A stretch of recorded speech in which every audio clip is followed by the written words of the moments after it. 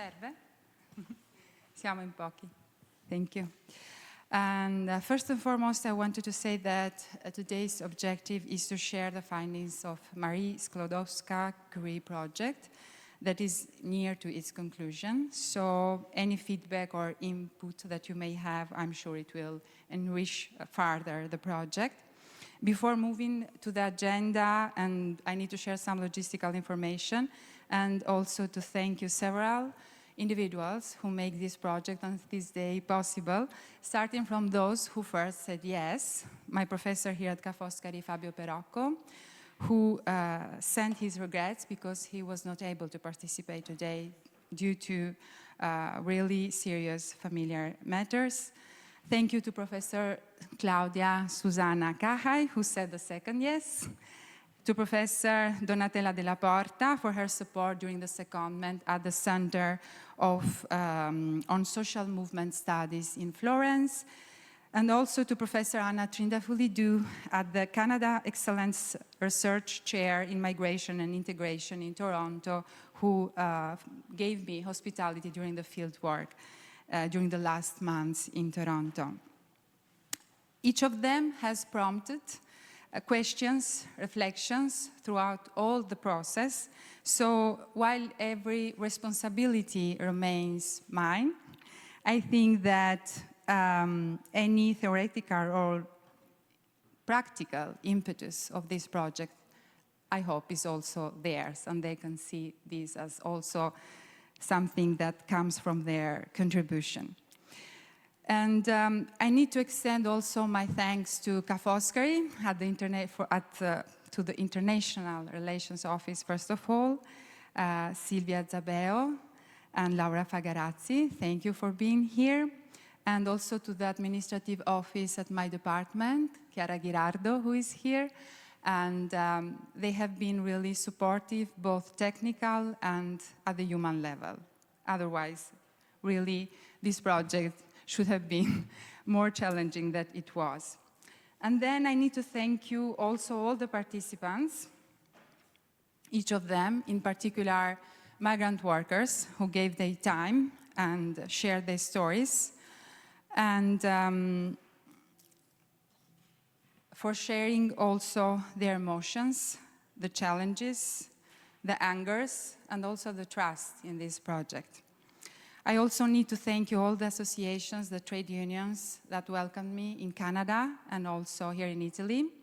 This year has been really intensive because I conducted field work here for 6 months, and I need to thank you, Placido Rizzotto, who gave me hospitality in particular in Piedmont, Cuneo and Saluzzo, and Diritti a Sud for Puglia, Caritas, Common Ground Project, Solidaria in Bari, Erminia Rizzi, who is one of the ASGI members and who hosted me in Bari, and Ero Straniero, also for sharing their experience.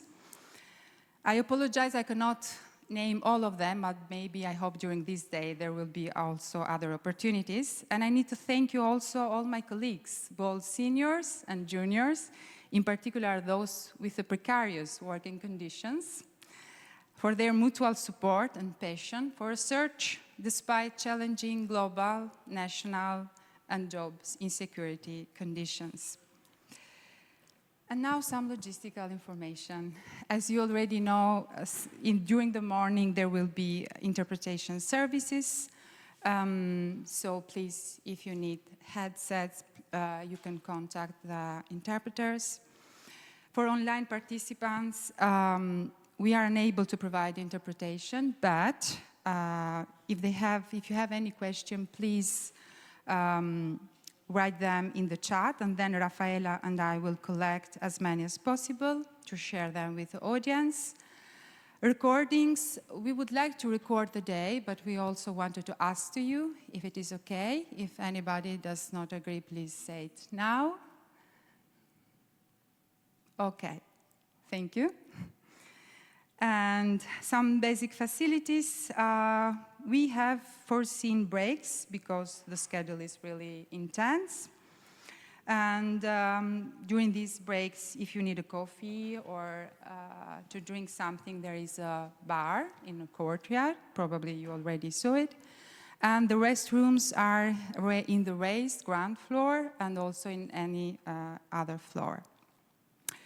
Going to the agenda. So first of all, we will have institutional welcomes, and then we will follow with my introductory, let's say, remarks. I will provide an overview of the research and the research results. Then we will have the first panel that aims to share experience from the ground, directly from activists and trade unions, activists from Canada, like Gabriel, and two activists from Italy that will share their experiences. Muse, who will participate via Zoom, and Gabriela, who is just joining us. Welcome. Well, buongiorno. And then the second panel will be focused on networks of supporters activities, trying to share and to exchange experiences between Italy and Canada. And the third one will conclude the day with theoretical and practical reflections. I would like also to thank you, Raffaella Pasquale and Francesco Iannuzzi, for facilitating the second and the third panel. Sorry, the first and the second panel. And now the floor is to Professor Craig Edwin Martin, who is the department delegate for internationalization. And then the floor will go to Silvia Zabeo from the International Office. Thank you.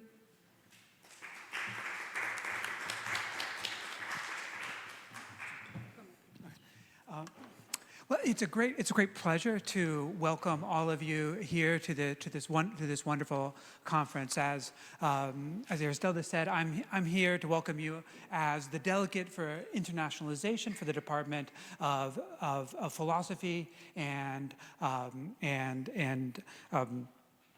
cultural heritage. And I don't work on these issues. My research is about the history of science during the early modern period. And during this period, there was a sort of an informal institution called the Republic of Letters, in which ideas were exchanged throughout the various European countries, and also from Asia and the Americas. And I mention this because I think for the sake of our university, the Marie Curie fellowships have opened up the sort of Republic of Letters in our time. They're really a great model of the exchange of ideas and knowledge on an international level. And this is especially true for the global Marie Curies, like the one that today we will see the product of the research from that. So it is really with a great pleasure to recognize that Skłodowska-Curie has been really one of the leaders in participating in this program, and today we can benefit from learning from this research. Now, the topic today, food production and the institutionalized exploitation of migrant workers, is an extremely important one. And I think, all of you are experts on it, and you realize how urgent these issues are. I think they're urgent for the reasons of food security for everyone. They are also urgent for reasons of human rights for everyone and the preservation of democracy. So I congratulate the organizers and the participants of this conference for bringing the ideas about how we can improve and resolve some of these problems that are weighing on the world. Now, if I just I'm not an expert on the field, so I don't want to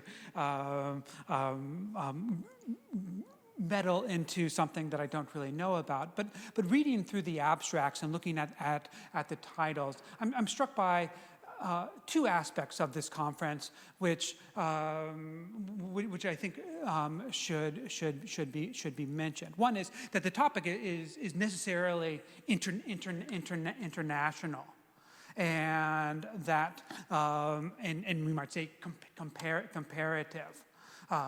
Issues having to do with borders, with migration, should be comparative.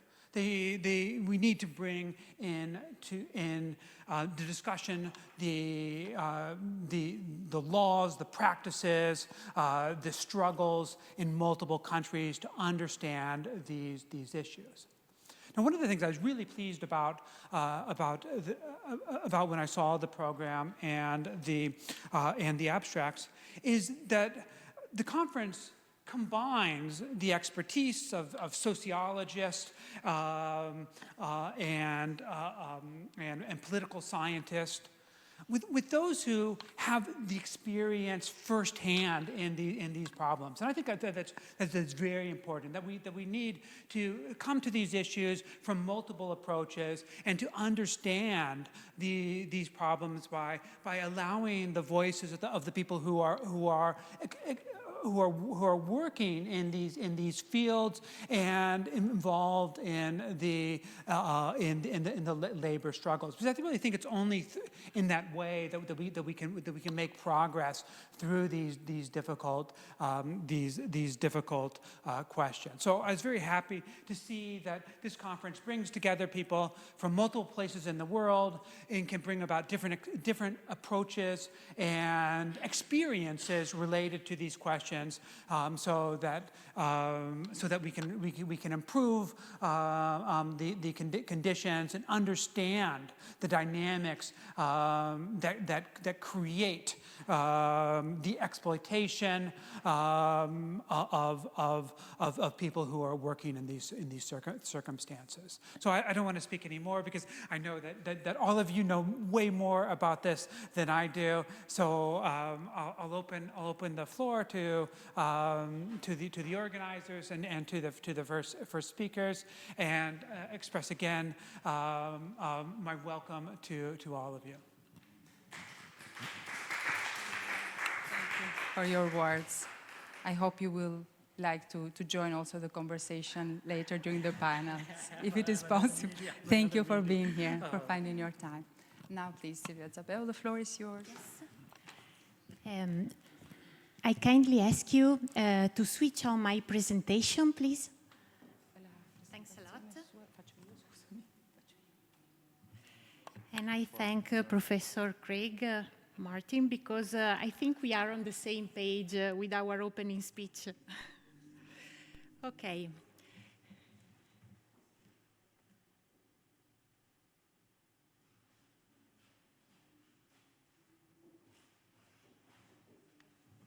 Okay. So, good morning, everyone. It is a privilege for me to open this event, which marks not only a moment of academic exchange, but also a public recognition of the significance of the MIG Pro project. I am Silvia Zabel from the International Research Office of Ca' Foscari University of Venice, and I had the honor to support this project since its very writing phase.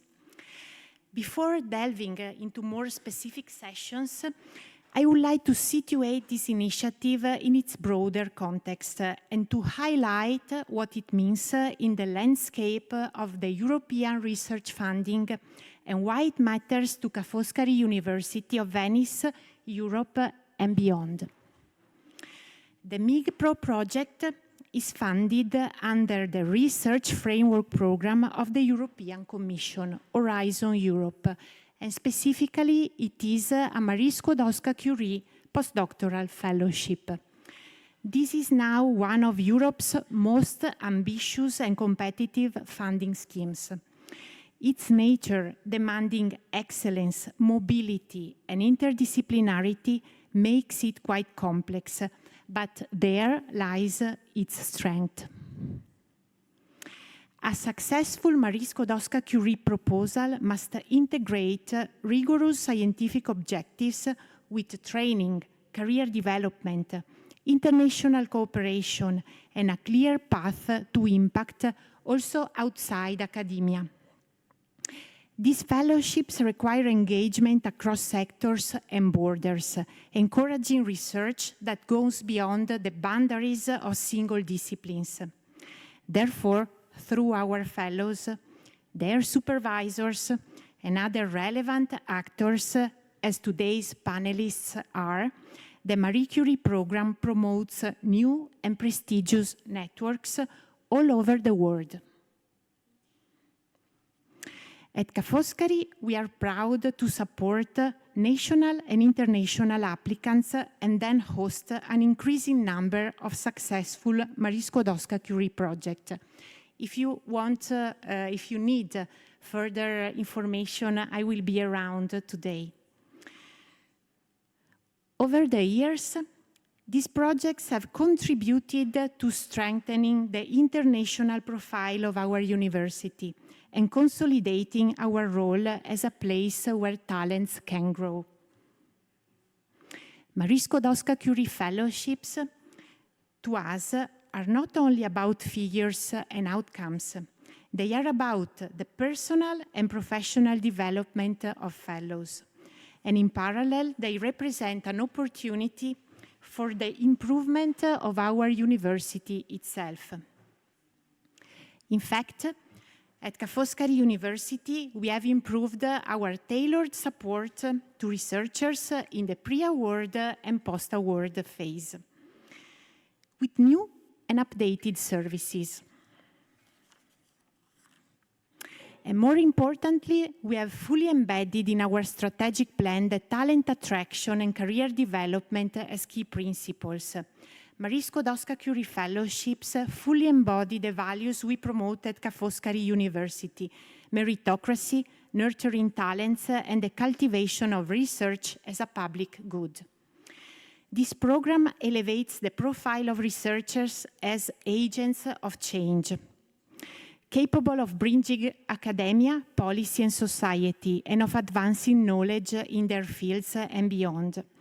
And in a world shaped by rapid transformation and global challenges, the Marie Skłodowska-Curie model is a strategic investment in research human capital, talent, and above all, science as one of the founding pillars of European society. Against this background, MIG-Pro is a best practice.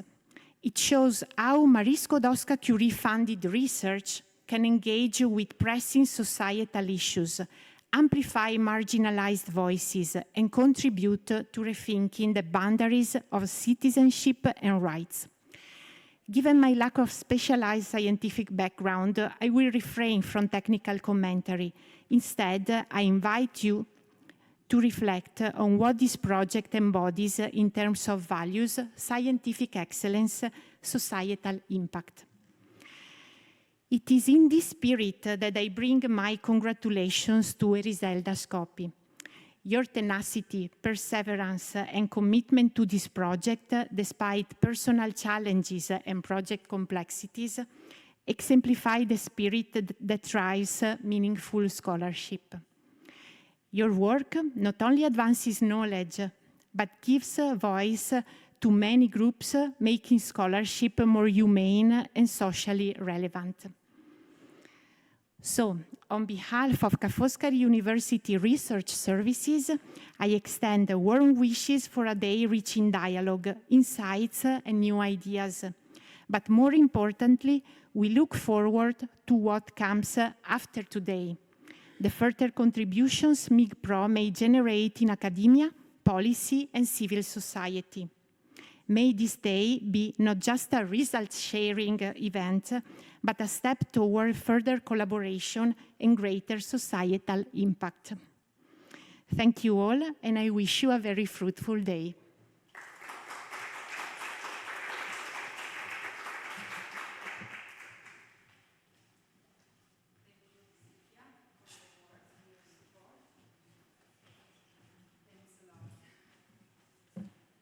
And before starting to share my presentation, you need help?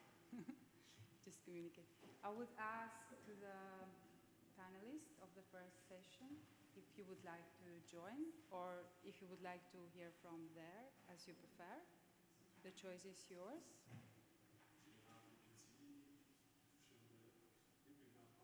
Yeah, I have a PowerPoint, so okay, just a second.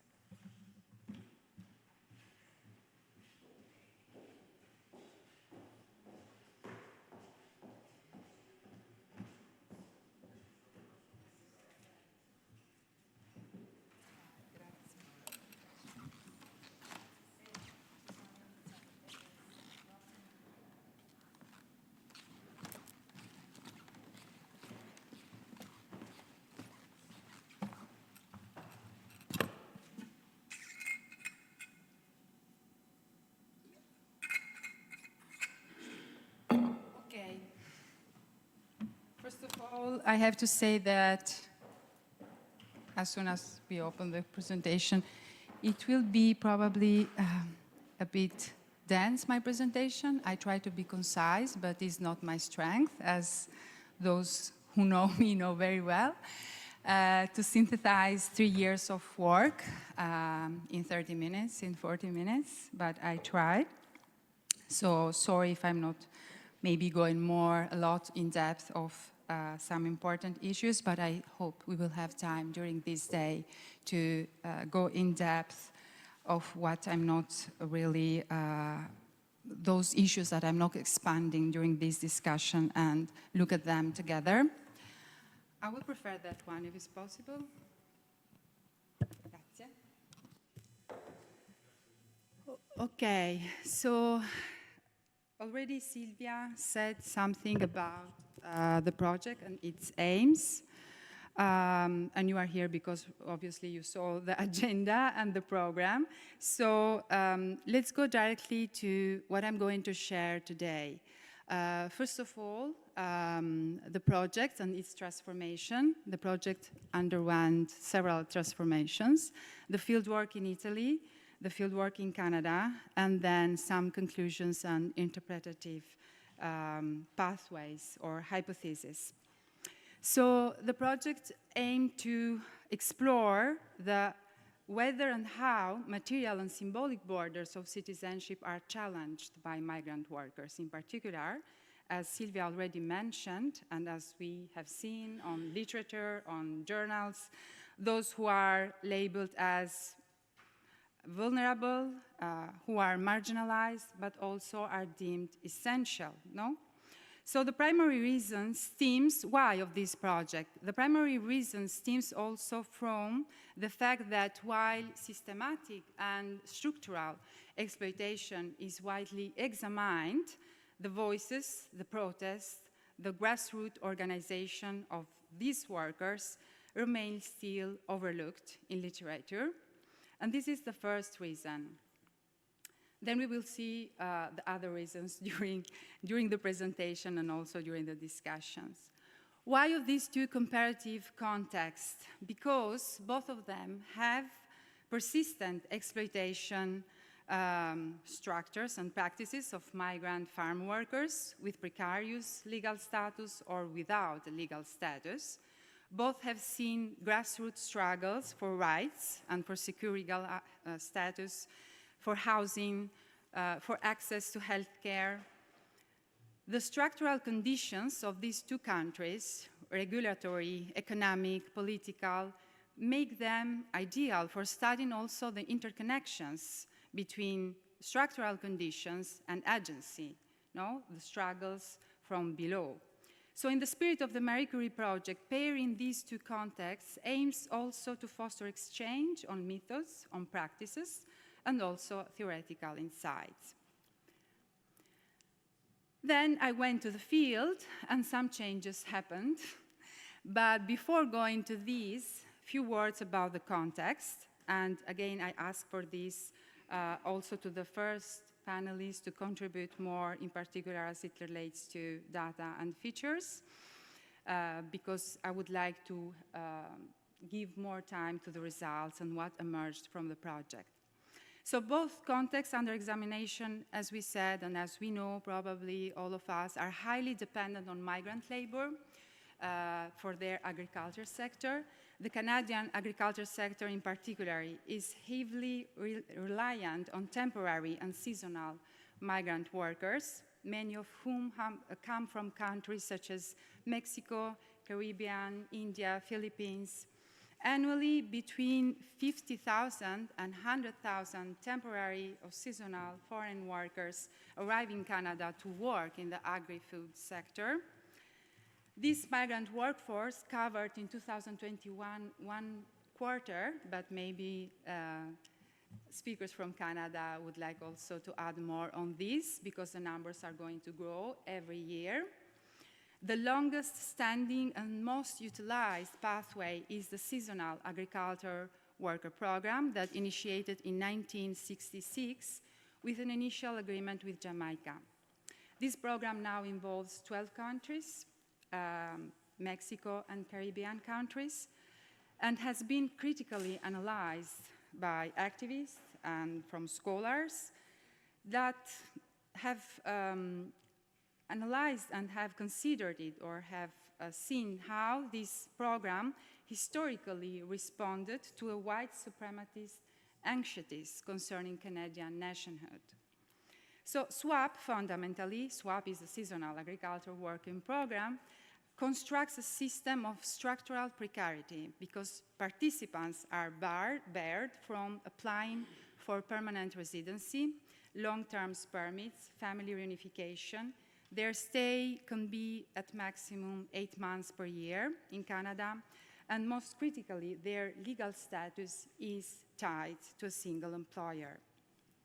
During his visit to Canada in 2023, the Special Rapporteur of the United Nations, Professor Bocata, declared that Canada's temporary foreign worker program constitutes a breeding ground for contemporary forms of slavery.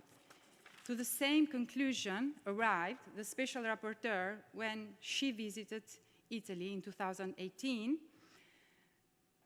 noticing how labor exploitation is particularly prevalent in the agriculture sector, where of approximately 1.3 million agricultural workers, some 400,000 are migrants with either an irregular status or without a legal status. So again, we can go more in depth about this during the day, just to give some context. The initial methodology foresee policy analysis in both contexts, in particular relating to legal status, field research through interviews and focus groups and participant observations, and also building policy recommendations with participants, which is the final aim of this project. Then, when I entered fieldwork in Canada, some changes were necessary. So this is what you see on the right hand is the actual methodological structure of the project. We maintained policy analysis in both contexts. We added media scan, which was not initially foreseen in each context. Field research took two different directions because in Canada, I focused more on networks of supporters, while for Italy, the initial structure was maintained, and the final number of participants reached almost 80 people. A few words about the theoretical framework and the, let's say, the categories that were from the beginning really important for this project. The project is grounded in a theoretical and empirical analysis of three core interconnected categories,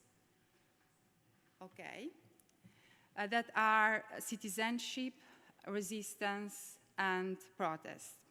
Why citizenship? Because from this project's perspective, initially, and we will see where we arrived at the end, but initially, citizenship is understood as a practice that transcends legal status. So in this view, the political acts of those without status, those who claim rights and establish themselves as citizens, are central because they position themselves as agents of citizenship.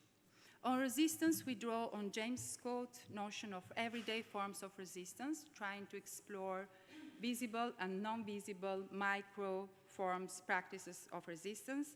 And then regarding protests, as I said from the beginning, the aim was to analyze also fleeting and precarious forms of protest, regardless of the status of people involved.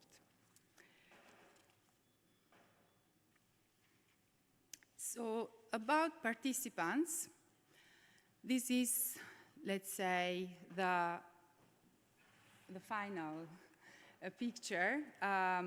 Even though there were many meetings, informal meetings, and consultative meetings, and multiple interactions in the field, in particular as it relates to the Italian context where I conducted field work in the last 6 months.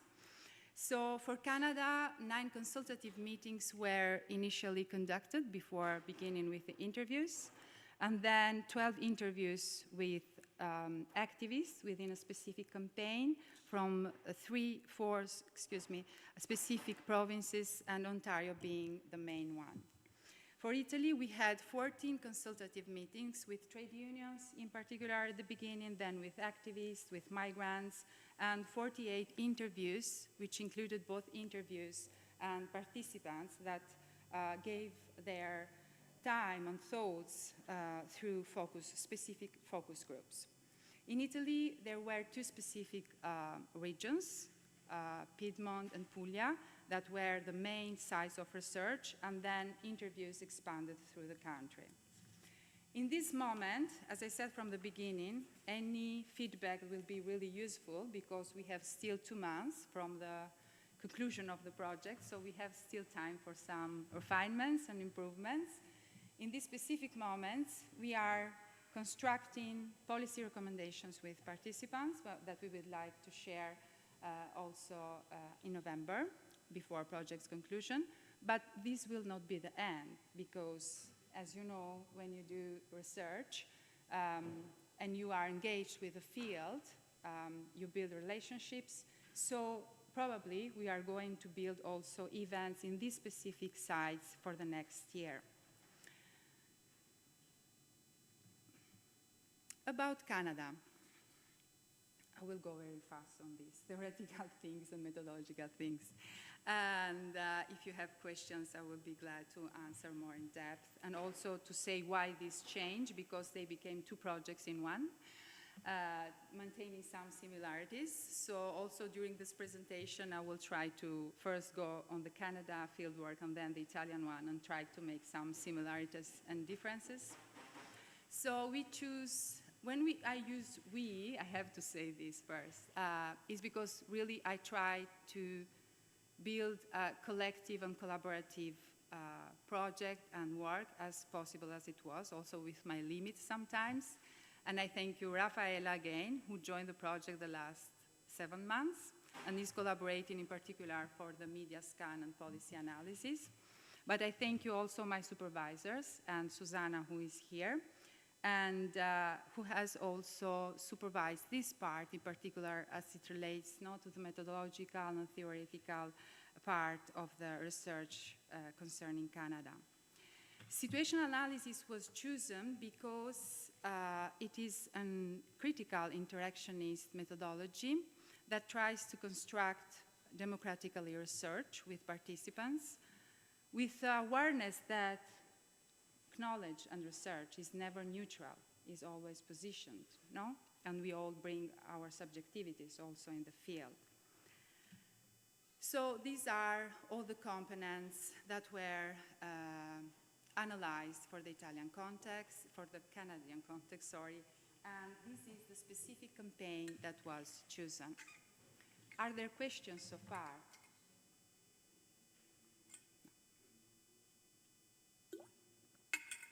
Thank you.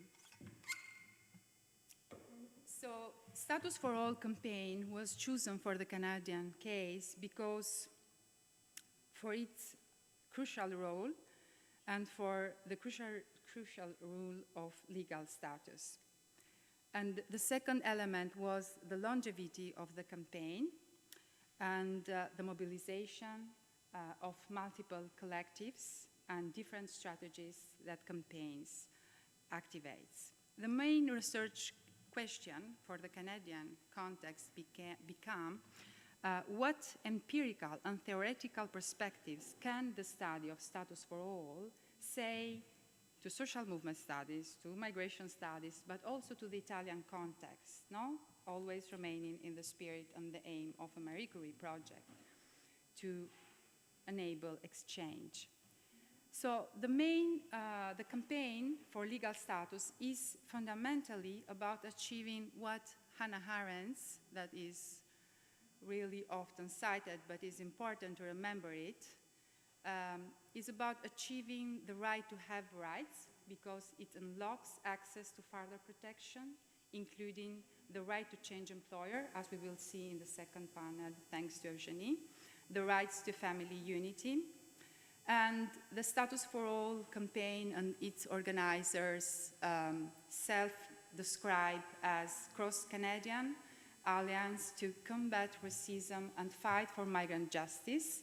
It is a network of almost 40 migrant-led organizations, and the network explicitly links its mission as racial justice, like is a migrant justice, is economic justice, is climate justice, is global justice.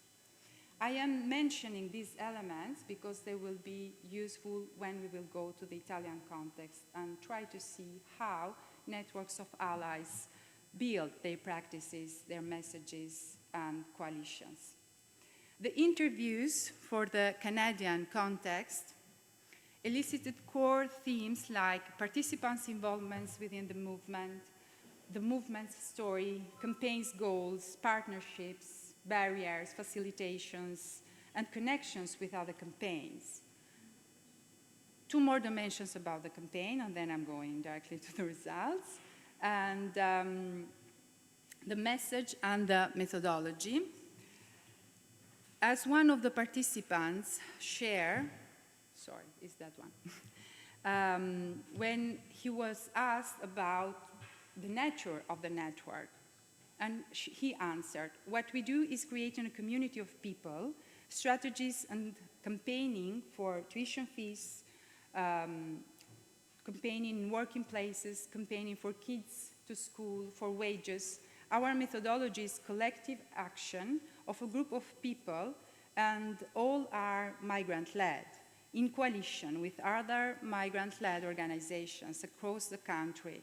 Therefore, we created migrant rights networks. The main aim is bringing together existing provincial and regional migrant-led organizations.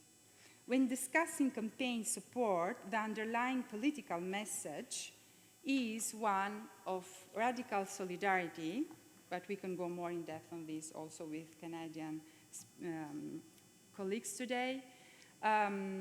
When I asked, for instance, one of the participants, what will be the message to the Canadian society in particular, she answered, well, it's tough because I think I was going to speak to our organizations, our members, our collectives. Ultimately, we are anti-colonial, and so we actually see the borders of Canada as illegitimate. And the people whose movements we are restricting are largely people who have indigenous heritage and are moving around in search for a better life. This just to give you some context about the perspectives, the positioning, and the strategies. What are the barriers, the facilitators, from the participants' point of view to their action, to reaching their aim? So I summarized them around few categories in order to be, again, concise. The first barrier locates at the local level and is characterized by daily emergencies arising from harsh living conditions of migrant workers, which require immediate action. So we are talking also about really small organizations that have to face daily, day-by-day practices and emergencies. At the national level, it seems like the first and most important challenge is conditioned by the dialogue with the political institutions. So I would say a horizontal barrier and then a vertical one going from organizations now to the state. The perceived lack of government responses appear to affect the confidence of the campaigns, support of the campaign's methodology, even though this does not deter activists from maintaining their support, as one of the activists noted. So I don't know where the campaign is going, because in Canada, she says, I don't know what is the situation in Italy, but in Canada, we have a major shortage of family doctors, healthcare providers. So even for people with a full legal status, it's hard to access healthcare, for instance, no? But it is even more challenging for people without a status. So alongside a clear and co-constructed methodology, resources emerge as a third facilitating dimension. So I just switched to resources. Hope you are following. And please stop me if something is not clear. Why? Because as most of participants shared, networks seem to be significantly stronger when they are financed by the same donor, share consistent values, have full-time employer staff, so can invest in communication, in coordination, and support their democratic, collective decision-making processes.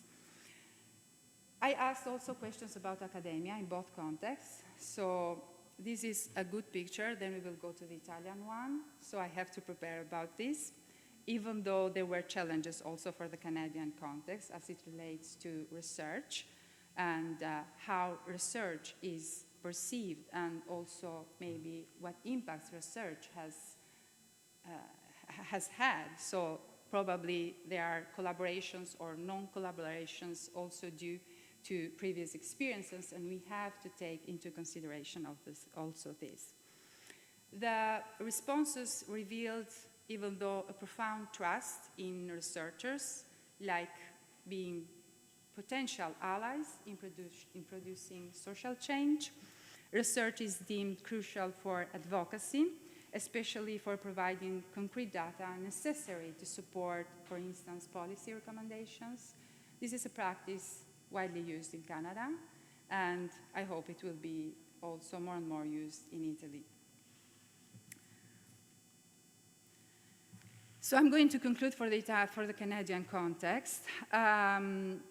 I would say that this research, with its limits that we can also discuss, mapped at least 3 practices of advocacy: political advocacy, cultural advocacy, and also legal advocacy.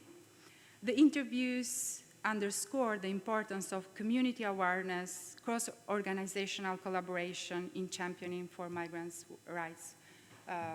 Furthermore, collaboration and coalition building and partnership with diverse organizations. The campaign, together with the experience preceding it and the social actors involved, has, I believe, and please correct me if I'm not right, again asking in a dialogue to Canadian colleagues, has forged a space for social change necessary for encounters, exchange conflicts, constructive conflicts sometimes, and the crucial creation of knowledge and critical analysis.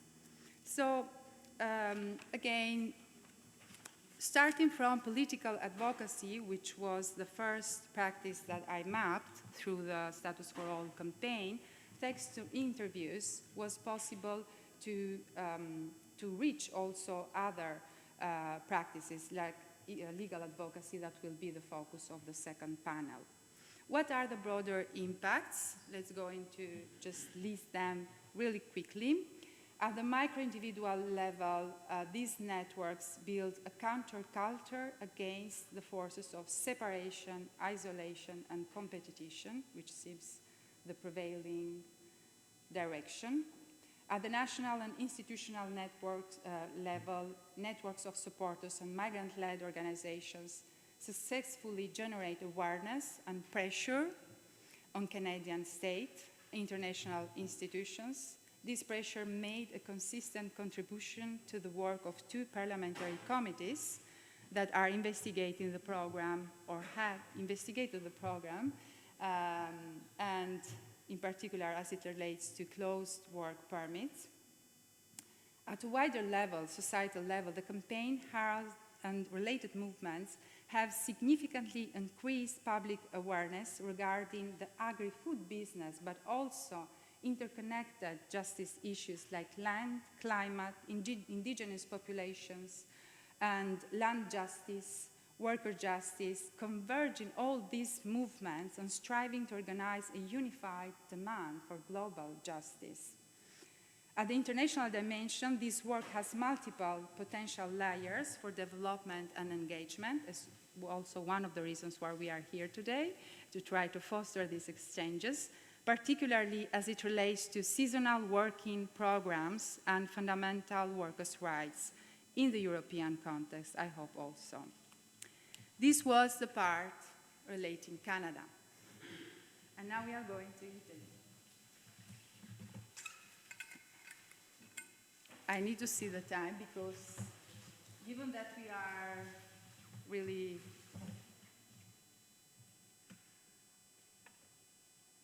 okay. I'm just taking the time because I wanted to leave the floor at 11 to the first panel, so I think we will be in time.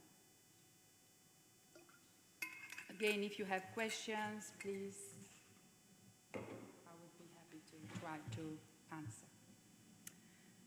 Okay, here the picture is a bit more complex because the research and the work I tried to build up was focused to maintain the initial aim, building participatory research with migrants. And this was the first challenge. While in Canada, migrants are tied to an employer, in Italy, we have not this situation because permit of stays are not still, fortunately, not linked to the employer, but we have multiple situations of really severe precarious legal status. People working in agriculture may have legal status or not have legal status or multiple forms of legal status. Plus, there is a high mobility in the sector because people move from one region to the other depending on the crops of the season. This was the first challenge. The second one was, during, in particular, the consultative meetings with stakeholders, trade unions, talking about struggles, about mobilization, because they were all saying, look, exploitation is urgent. We need to talk again about exploitation. So trying to take these things together was really challenging. Grassroots organizing in a context of severe exploitation. So as the research was going on and it was possible to build also trust, relationships again, and to see with participants how this research can be useful to what. We work together to map what are the barriers, what are the facilitators, what are the most urgent issues from their point of view, in particular talking about migrant agricultural workers, and how they would like to answer, through what instruments, to whom they would like to send these messages. And this is the work we are still doing. And here sorry. Okay, it's the right one. This this is just to summarize some of the practices that emerged from the interviews, both with migrant workers and with activists, as it relates to how to call them. Still, I'm working on it. Resistant practices, which is a theoretical concept, but is also an empirical, practical concept. But also we can call them in Italian attivarsi, activizations, no? Responsing, agency. And in the left side, you see the practices that were mapped from individuals, in particular migrant workers. And in the center, the collective practices improved or supported mainly from associations or trade unions, and the typology of action that they put into place, no? Like strikes or protests or occupations or press release. Really quickly about this picture, because I would like to leave then more time to barriers and facilitators.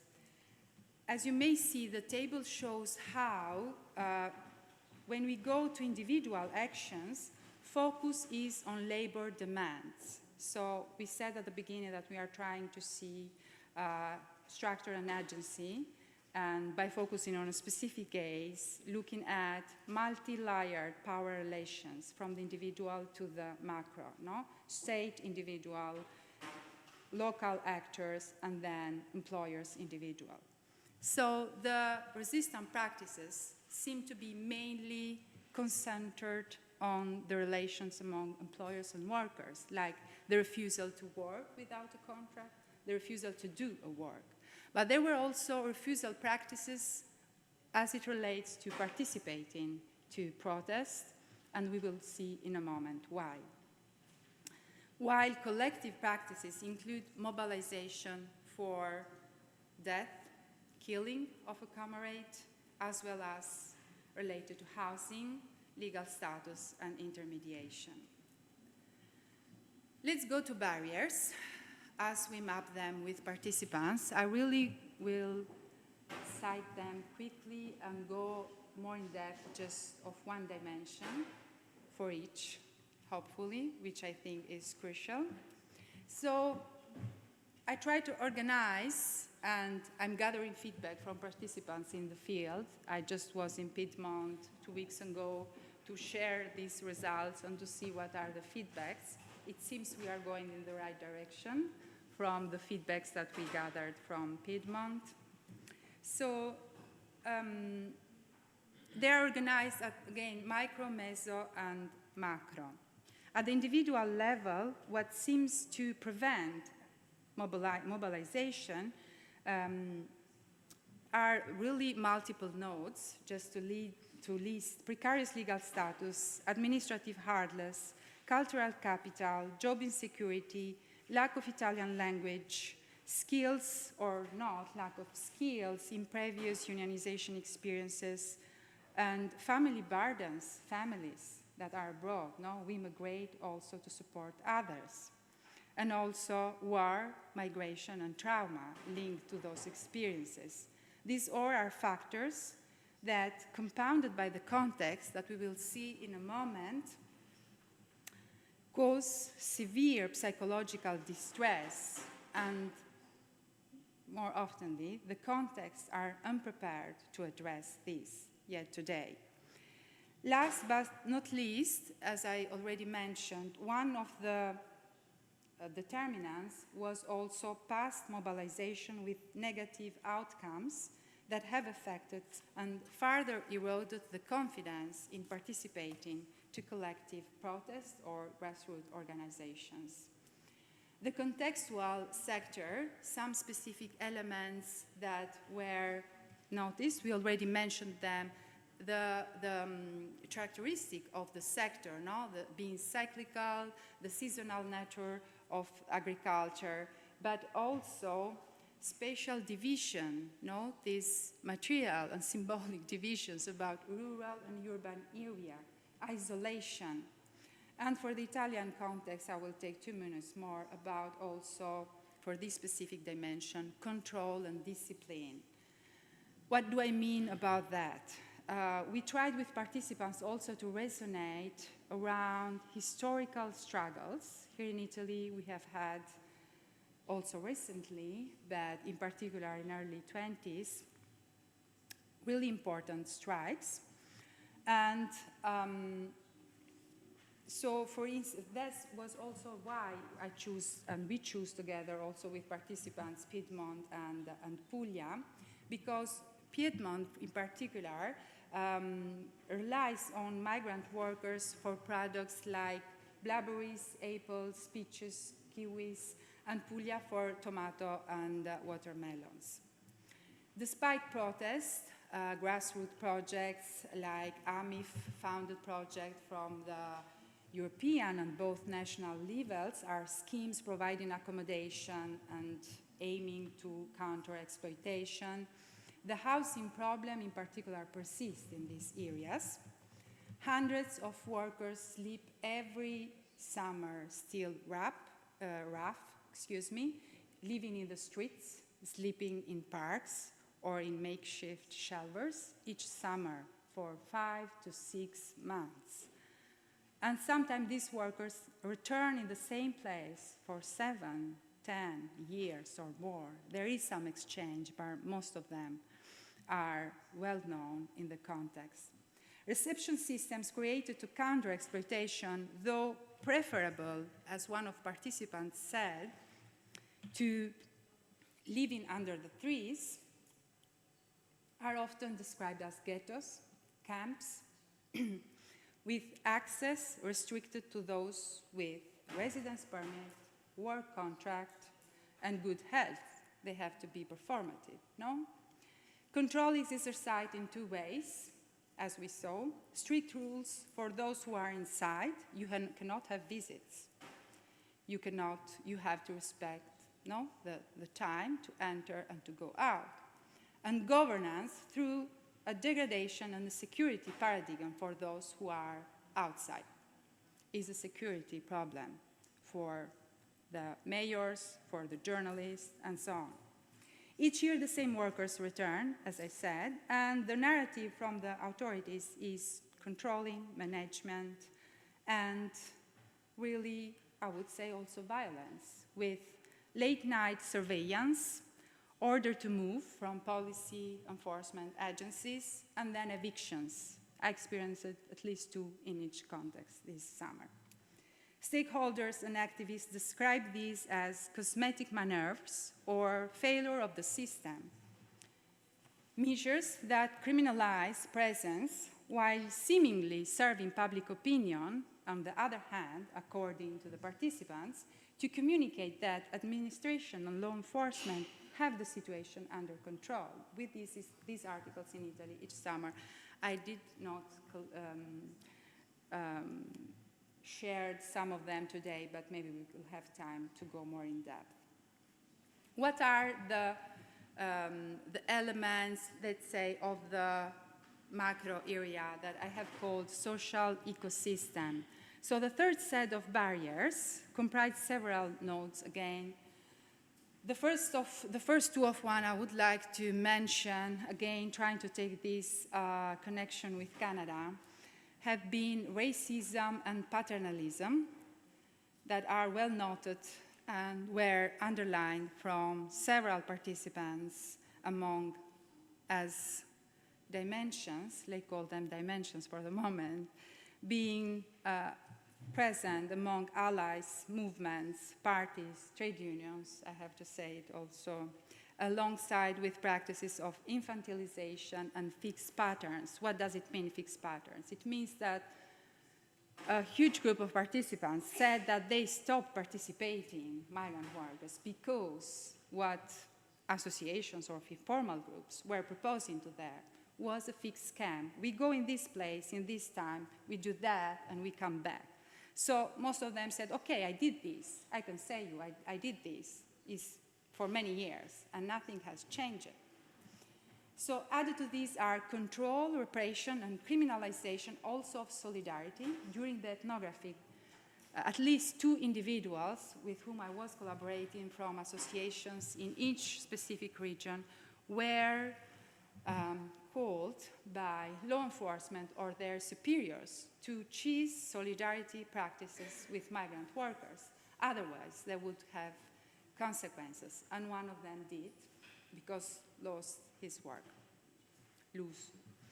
In addition, to continue the list, other notes are mistrust in institutions, fragmentation within the pro-migrant camp of allies. As it regards to mistrust, just a few words about these 2 dimensions, which are really interlinked. The narratives shared, in particular for migrant women working in agriculture. We had 4 migrant women. This is another critical issue that opens a lot of this discussion about why the challenges as it relates to participating to research, but also what emerged from the narratives and how they are also narrated in research. But going to what they shared about mistrust, they recounted calling the police many times to obtain overdue wages. This seems a really widely utilized practice. In all the intercepted cases, this resulted in obtaining the payment after the intervention of the law enforcement agencies, and nothing further. So while on one hand, this approach may seem successful because they had the money, on the other side, it raises questions like all migrant workers in Piedmont participating to the focus group share. The question is, the police know what is happening, everybody knows, but nobody does anything. Where are the controls? Plus, what are the repercussions for the employers if everything can be resolved by reaching an agreement and closing the matter there? No? And we have several forms of exploitation and abuse. And 2 last points I need to underline. I hope the panelists, again, of the first section would like to add more and say their experience, also if they do not agree with what I'm saying. It relates to fragmentation among allies, again, taking into consideration what we said about the Canadian context. What we saw in Italy for these local dimensions, so we are talking about 2 really small towns, I will not mention to protect the participants, that's why I'm also all the time mentioning the regions. So informal groups, grassroots unions, religious actors, interactions among these actors range from non-recognition of each other to open conflict. Ideological, tactical divisions prevent a unified approach. There are collaborations also. We cannot say this is representative of all the front of allies, but it's what prevails. No? And finally,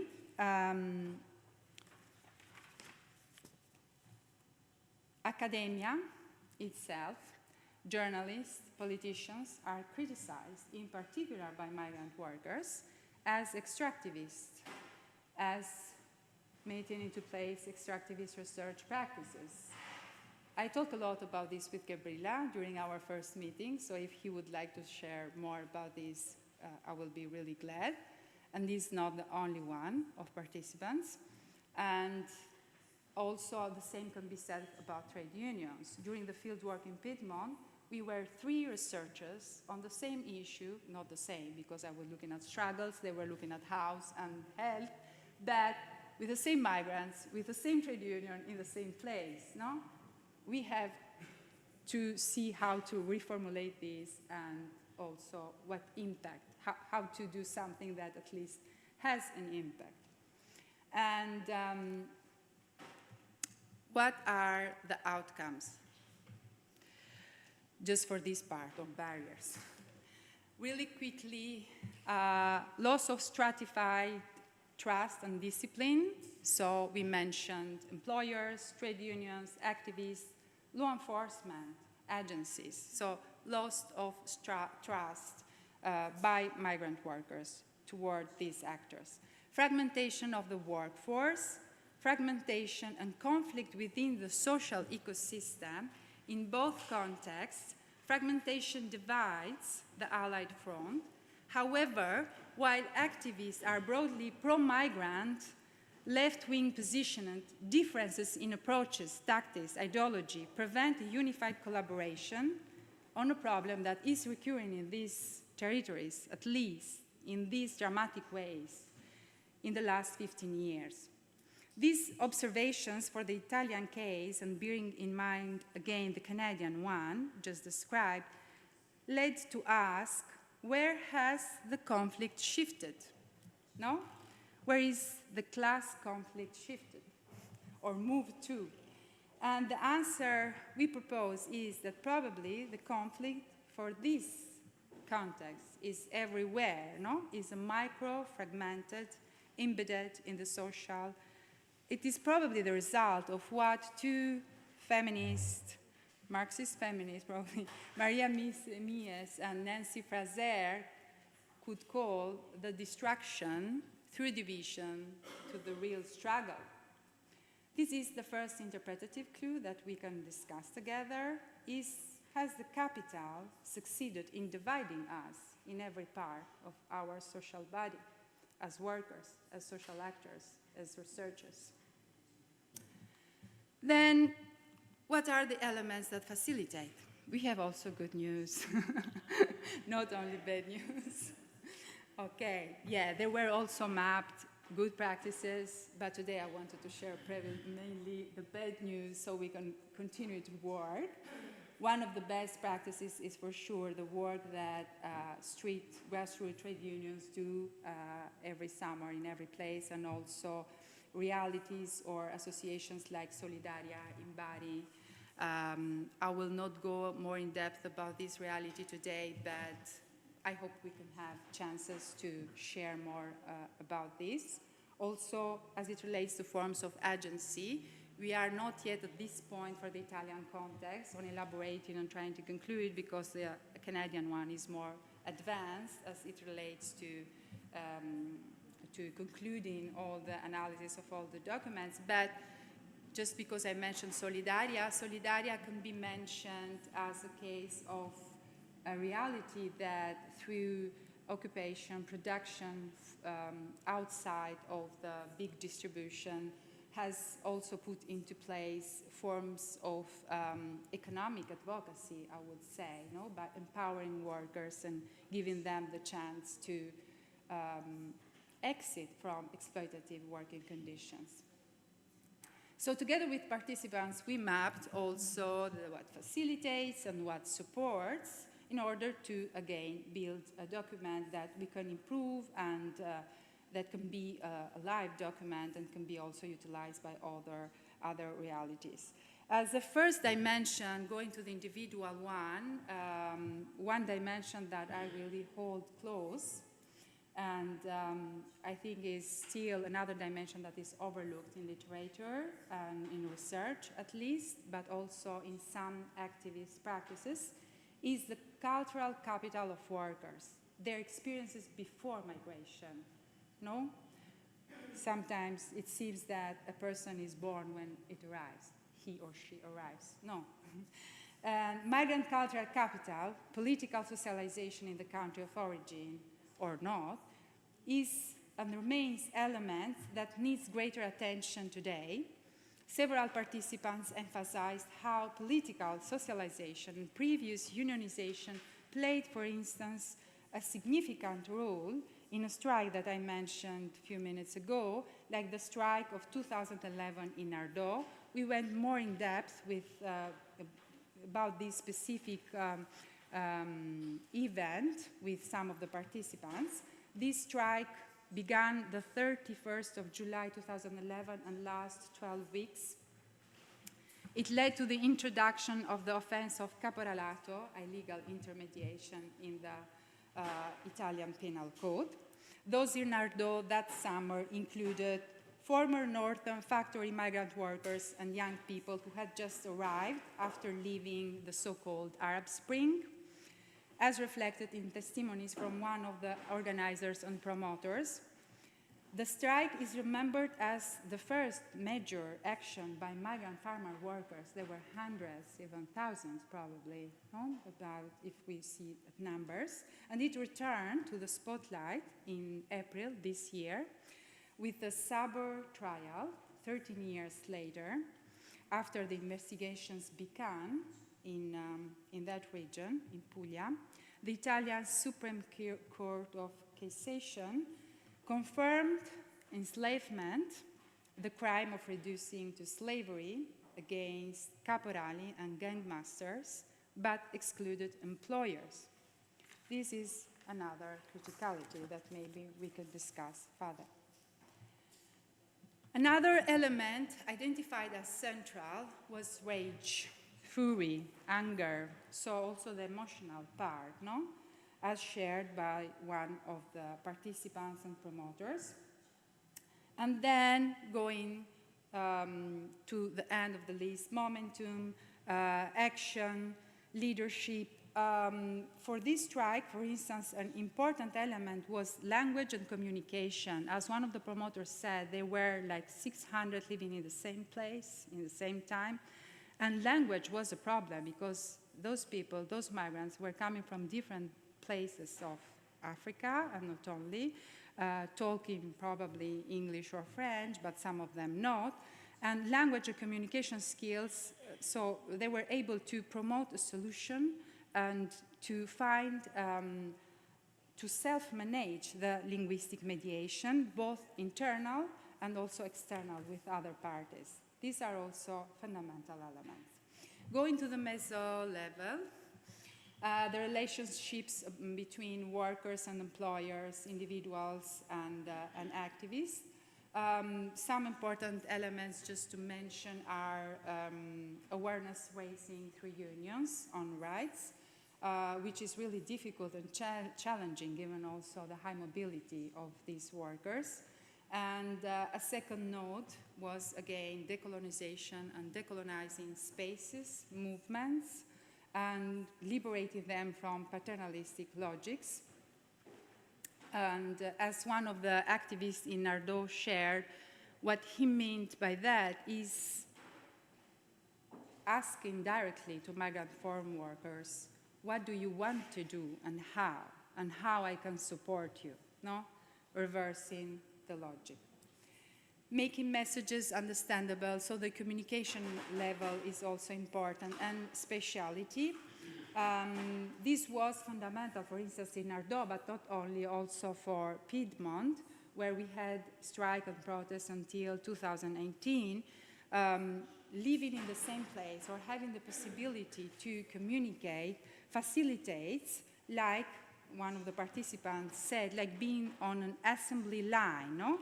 You are hundreds for evenings, for days, you have the possibility to resonate, to decide a strategy, and all this helps.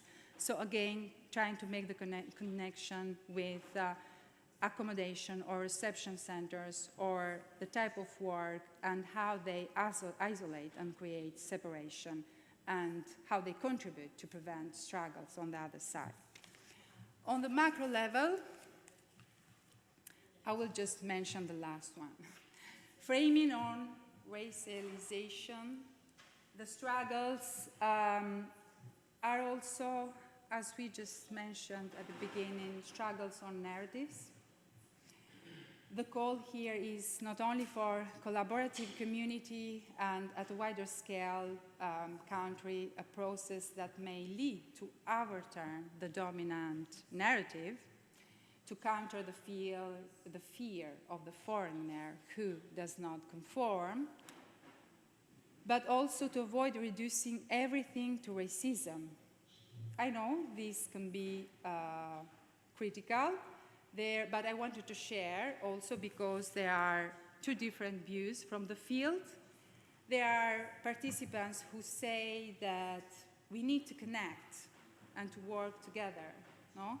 As it relates to racism, immigration, and labor conflicts. But some of the participants said, another view is first and foremost an labor relation issue. And then at the second priority, let's say, racism and migration. So I would be pleased also to discuss this further today. We are going to the conclusions almost. Okay. Some, let's say, interpretative hypotheses trying to take together all the scales. I would summarize by saying that these pictures of both contexts, looking again at exploitation and struggles, on the side of exploitation, they do not tell us only that we are within a process of expropriation of labor rights. We are not only facing a level of denial of fundamental rights, such as the right of free movement in Canada. We are not only in a context of deprivation of rights and changes, but the techniques and strategies are really different, but the results can be similar in both contexts. Rather, we are within a process of normalizing a repressive narrative and criminalizing further those who are already marginalized. No? Official claims like we have done our best, there are fewer than last year, talking about migrants who sleep in the parks. No? What is that? Is that a Gramscian hegemony that reduces the value of human life only to some lives and not to others? However, many deaths, and we have had, how many? The last one is was in October 4th in Matera. 4 workers died, migrant workers in agriculture, and they were in 10 in a 7-seat car.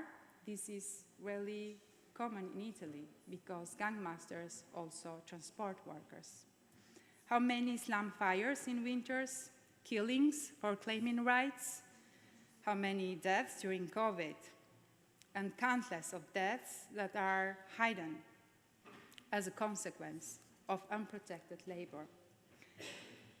So for the Italian case, I would say that we are at least facing 2 types of deaths: material death and a symbolic one. The symbolic one is tied to political action, but is rarely acknowledged. Both erode agency by denying rights, fragmenting the workforce, the society, fostering mistrust and conflicts. These techniques undermine life itself. So I said 2 interpretative hypotheses emerge from this picture. As it relates to the Italian context, I would say that these results brings to disagree with those who say that there are no struggles, no protests in Italy, no more than like it was in 2011, in 2018, not in this sector like in other sectors. There are struggles, they are micro-struggles. There are struggles for life and for dignity, I think, by each of these workers. The flame, as participants call it, initiates and spreads when life is directly threatened or taken.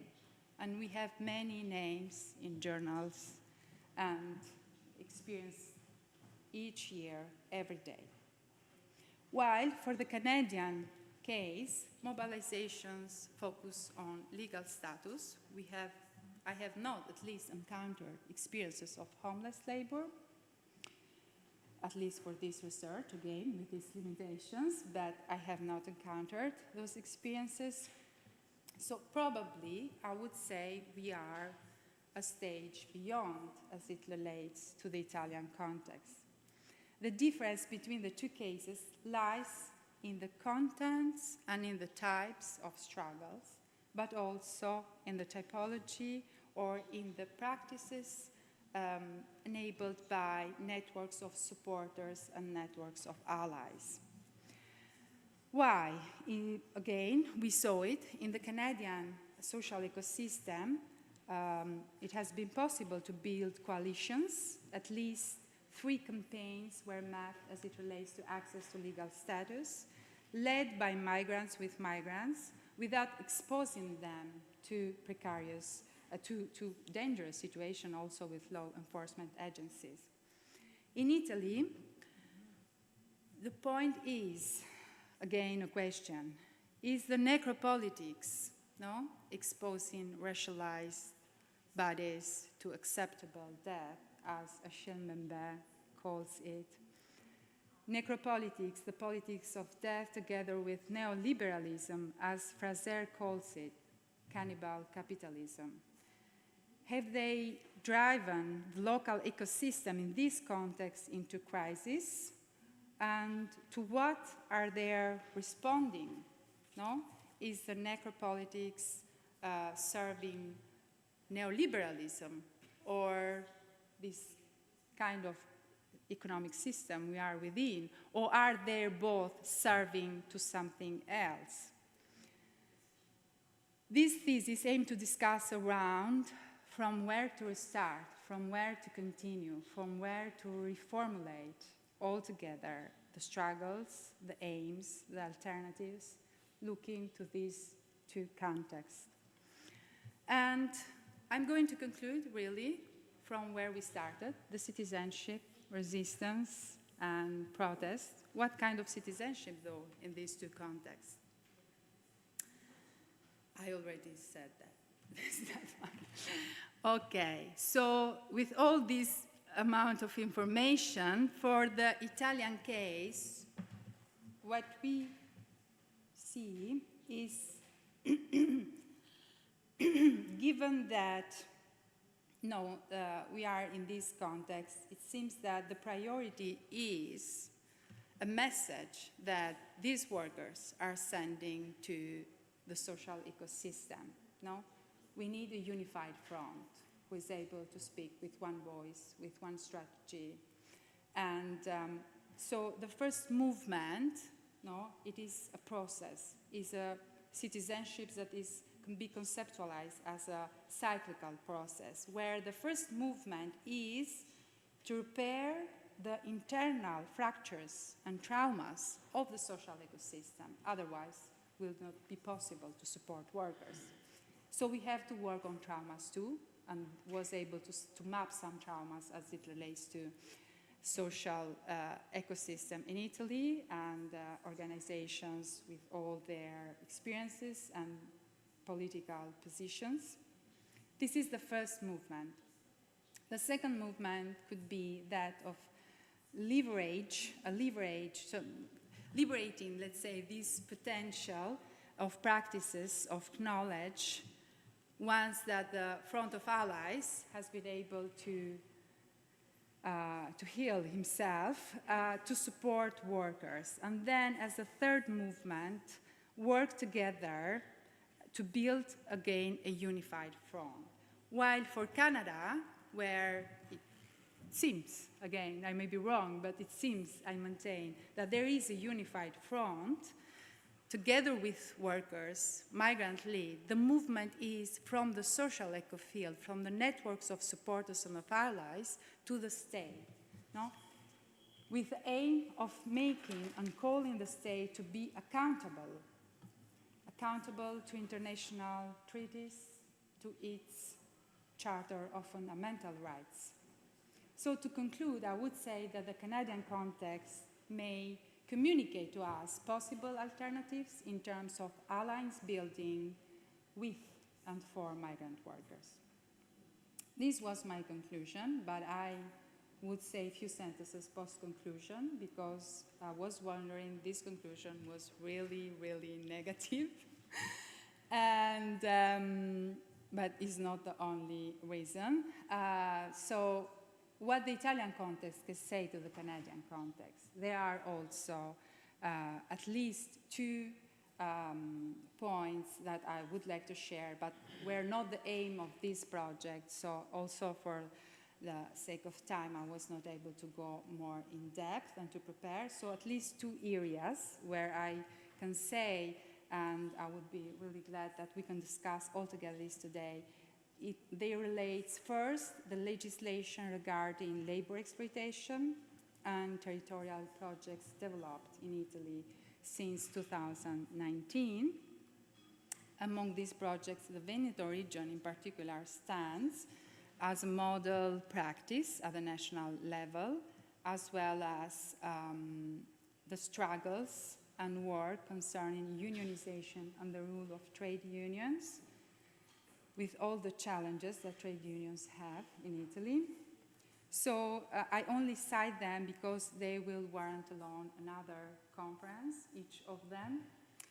So again, the last sentence, I would like to bring all together back to some, let's say, 3 main words that I would like to leave as the last words of this speech, that are the value of life, the support networks, and the crucial weight of co-constructing cohesive alliances.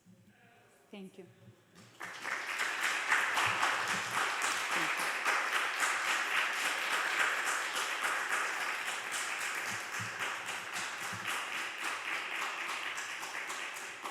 Okay. We can continue as you prefer, again, collaboratively. I can take some questions now or leave them after the first panel. Is there any question? It would be richer indeed with everyone's voice. Grazie. Well, actually, I was just saying that, yes, I have, I guess, many comments, but I think it would be even more interesting if we bring in the voice of some of the frontline workers and activists. Okay, grazie, thank you.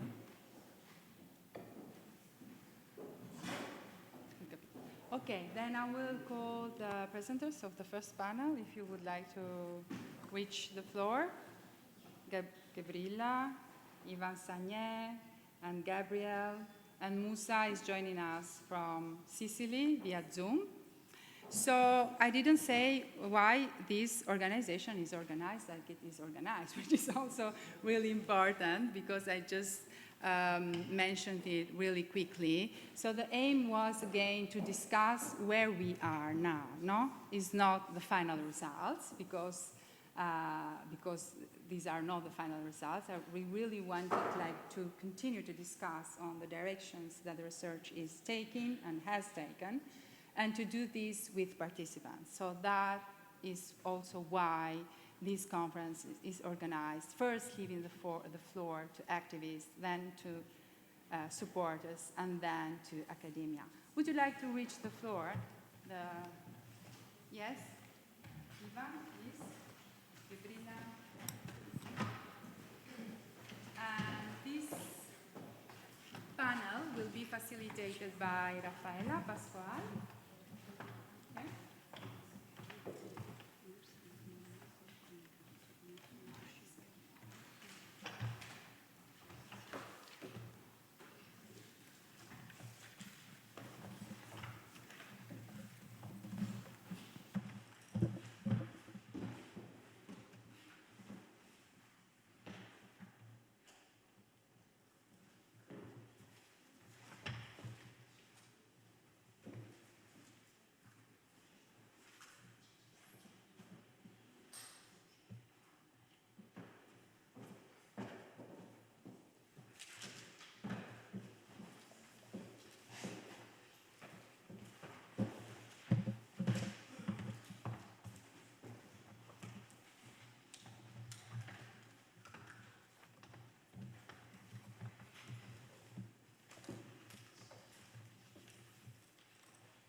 Good morning to you all.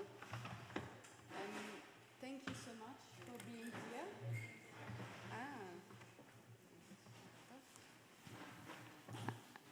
Now it's okay, I think. Okay.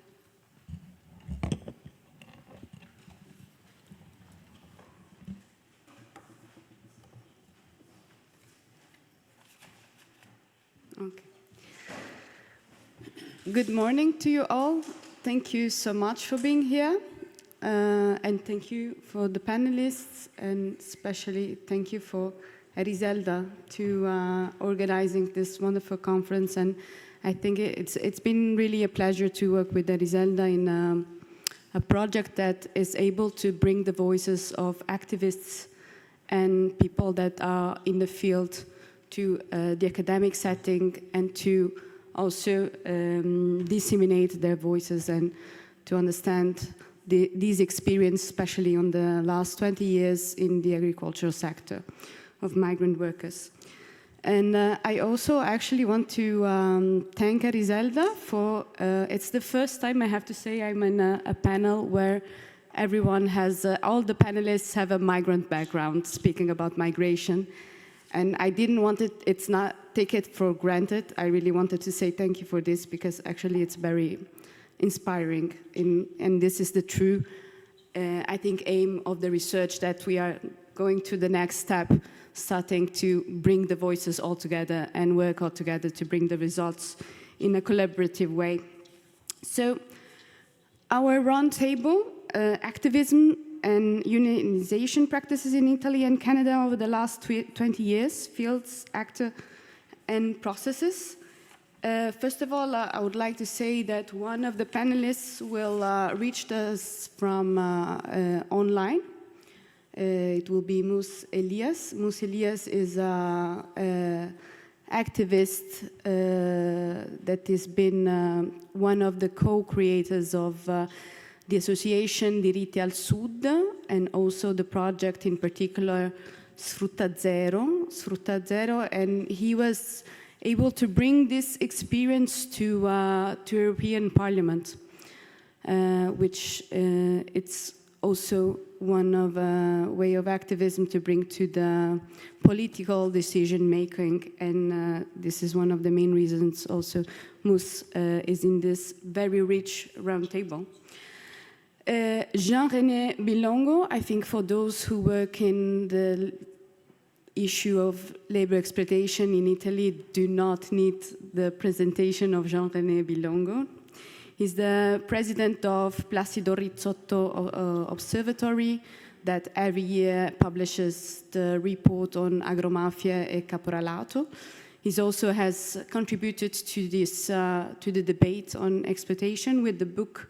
He's the co-author of Spezzare le catene, un lavoro libero tra centro commerciali e caporalato, together with Tony Mira, Carlo Cefaloni, and Giuseppe Gatti. And I also would like to thank you so much for the panelists for being here, because some of them came from very far away from Canada. Others took their day off of work. So this is all effort, and I think it's also necessary to emphasize it. And Gabriel, who came from Canada, he worked as a migrant worker in the seasonal agriculture work program that Erizelda gave a little bit a bigger picture previously. From 2012 to 2015. Then he became a leading voice on the activism of migrant workers in Canada. So he has been, is the organizer of Justicia for Migrant Workers. He's also working as an outreach worker with the neighborhood organization. And he's keeping on providing services to migrant workers. And we also have Gamene Gabriela right next to me. Thank you so much. That it's been here in Italy for more than 20 years. We had the opportunity to chat a bit before. And he's working since 2017 in the agriculture sector in Saluzzo. So I think I can start. I don't know if Mus is connected. And this roundtable would be organized with 3 main questions for the panelists. And of course, we are trying to go a little bit deeper on the bigger picture that Erizelda has given to us. Yes, I will start maybe with the others and then we can keep up with Mousse. So in order to start from a larger macro perspective, the first question for our panelists is, what are the most urgent violations of human rights for agricultural workers in Italy and Canada today that need to be addressed? So maybe I will start from that side, from Gabriel, and then we will continue to Jean-René Bilongo and then Gabriela.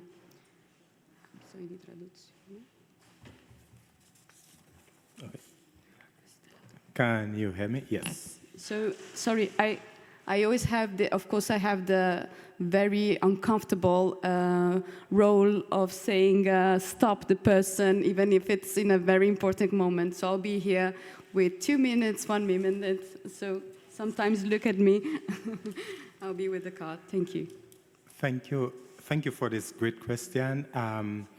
Coming to Canada, this is a really, really difficult question to answer because the question is asking which one is the most urgent one. The most urgent one, to get to the answer, that means I have to list all the challenges that we face, all the violations that we face, and try to rank the most urgent ones. Being a migrant worker in Canada, it's DET. DET. Being a migrant worker in Canada, we are denied basic human rights. E, excluded, the laws that are designed to protect workers in Canada. The laws that are designed to protect workers in Canada, we are excluded from those rights. A lot of them, we are excluded. And T, tied, we are tied to an employer. So being a migrant worker in Canada, we are tied to an employer and at the same time denied basic human rights, excluded from lots of labor protections. And I need to say quickly, for comparison, in the past, people coming from Europe, Canada told them DDT. What is that? We will not deny you rights. We will not deny you freedom. We will not tie you to an employer. We will not deny you rights. We will not deny you freedom. We will not tie you to an employer. But being a migrant worker, we are denied rights. We are excluded from labor protections, and we are tied to the employer. So which one is the most fundamental? In 1982, Canada signed the Charter of Rights and Freedom. The Charter of Rights and Freedom. Canada is saying that everybody who lives in Canada, everybody who comes to Canada will have rights and will have freedom. Isn't that nice? Isn't that nice? From 1982. But that's on paper. That's on paper. In practice, that same Canada is saying, when migrant workers come to Canada, we have a tied work permit. You tie us to employer. So where is the rights? Where is the freedom? So you can see very clearly that first of all, I need to establish that. We heard that earlier. This arrangement that Canada has, this arrangement, DET, that denies workers basic human rights, that excludes them from labor protections, and that ties them to the employer. This arrangement, it's the breeding ground. It's the breeding ground for contemporary forms of slavery. That arrangement, it's a great violation. But that same Canada in 1982 said, in the Charter of Rights and Freedom, everybody who comes to Canada, everybody who lives in Canada have rights and freedom. That's what they say. But look at the contradiction. So what is the most urgent one? The inability, the fact that we are tied to an employer and we cannot leave, we cannot freely leave, that is a violation of a basic or fundamental right. So being tied, the closed work permit is the real urgent, the most urgent one, I would say. For 2 minutes, I hope I did that in 2 minutes. You did perfectly. You did 3 minutes. Thank you, Jean-René. Thank you. First of all, let me say thank you to Eliselda for this wonderful opportunity to discuss the issues of migrants in agriculture in Italy and Canada. I met Eliselda some years back in the frame of our work at the Plagiarism Foundation that investigates all over Italy, the conditions of workers in agriculture, in the agri-food supply chain, workers in general, and of course, in the agri-food supply chain, there is a huge presence of migrant workers.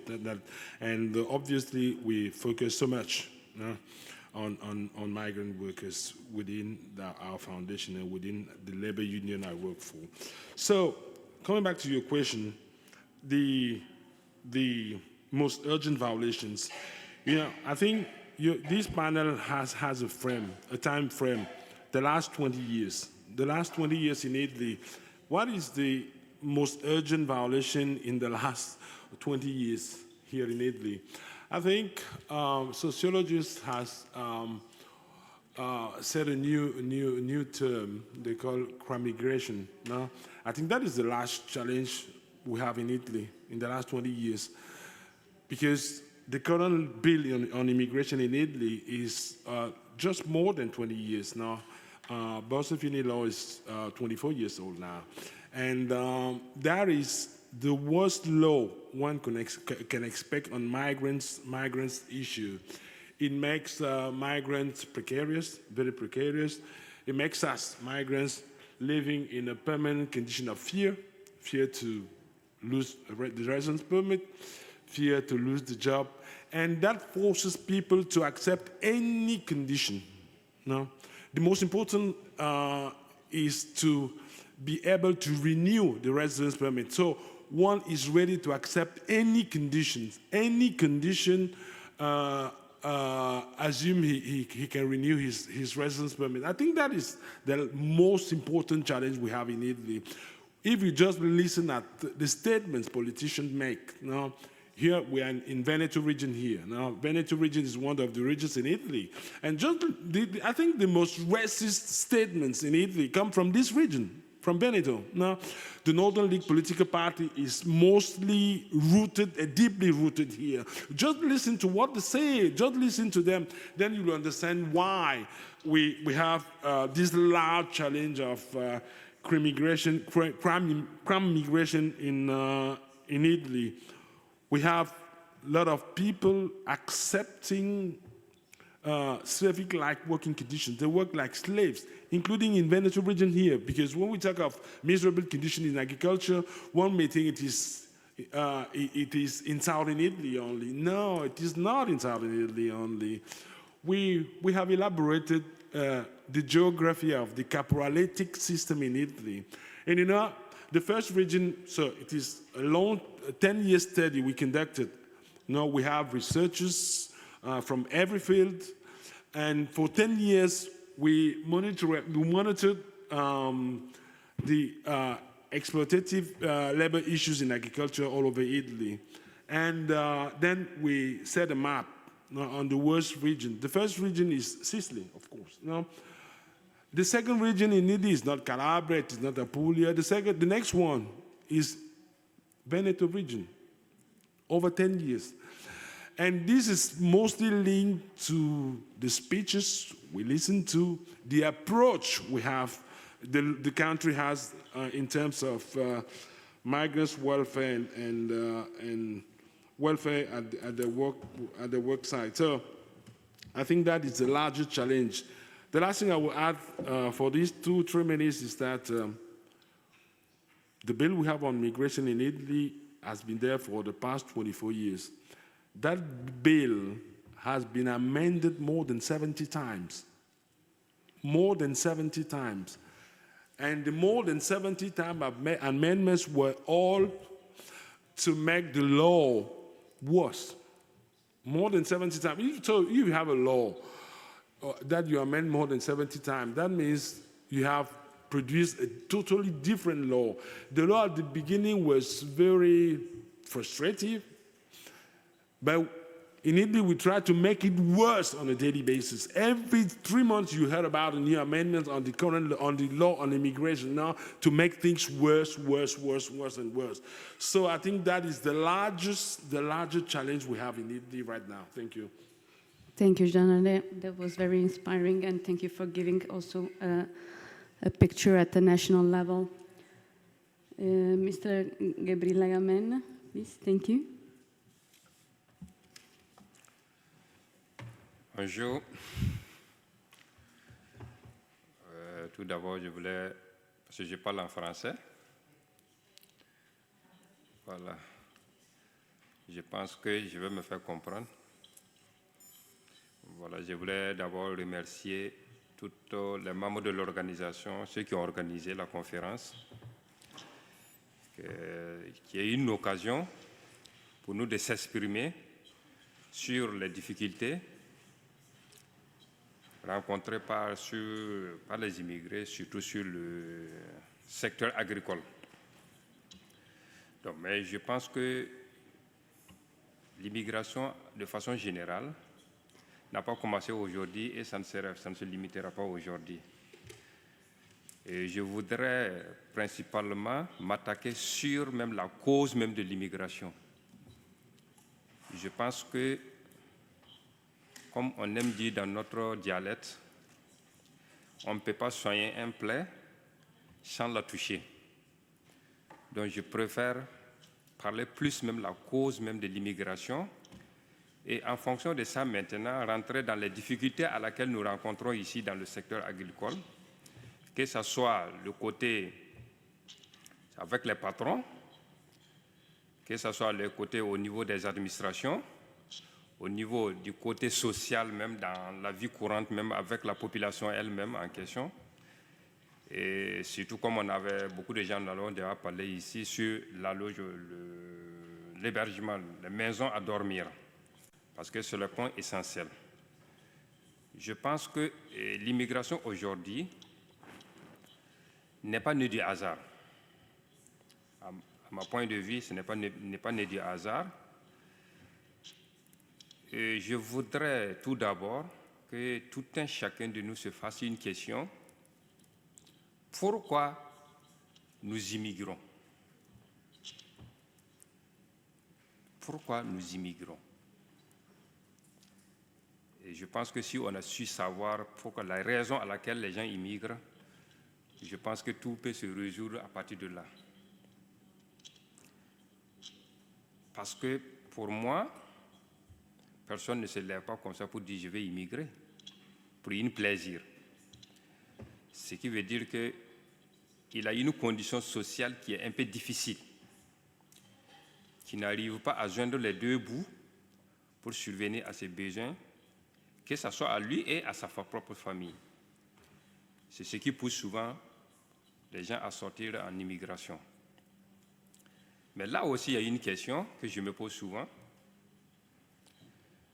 Je me pose souvent la question, puisque j'entends parler, on dit le continent le plus riche, parce que moi je parle de l'Afrique précisément. Voilà, pas de façon générale, mais je parle spécifiquement de l'Afrique.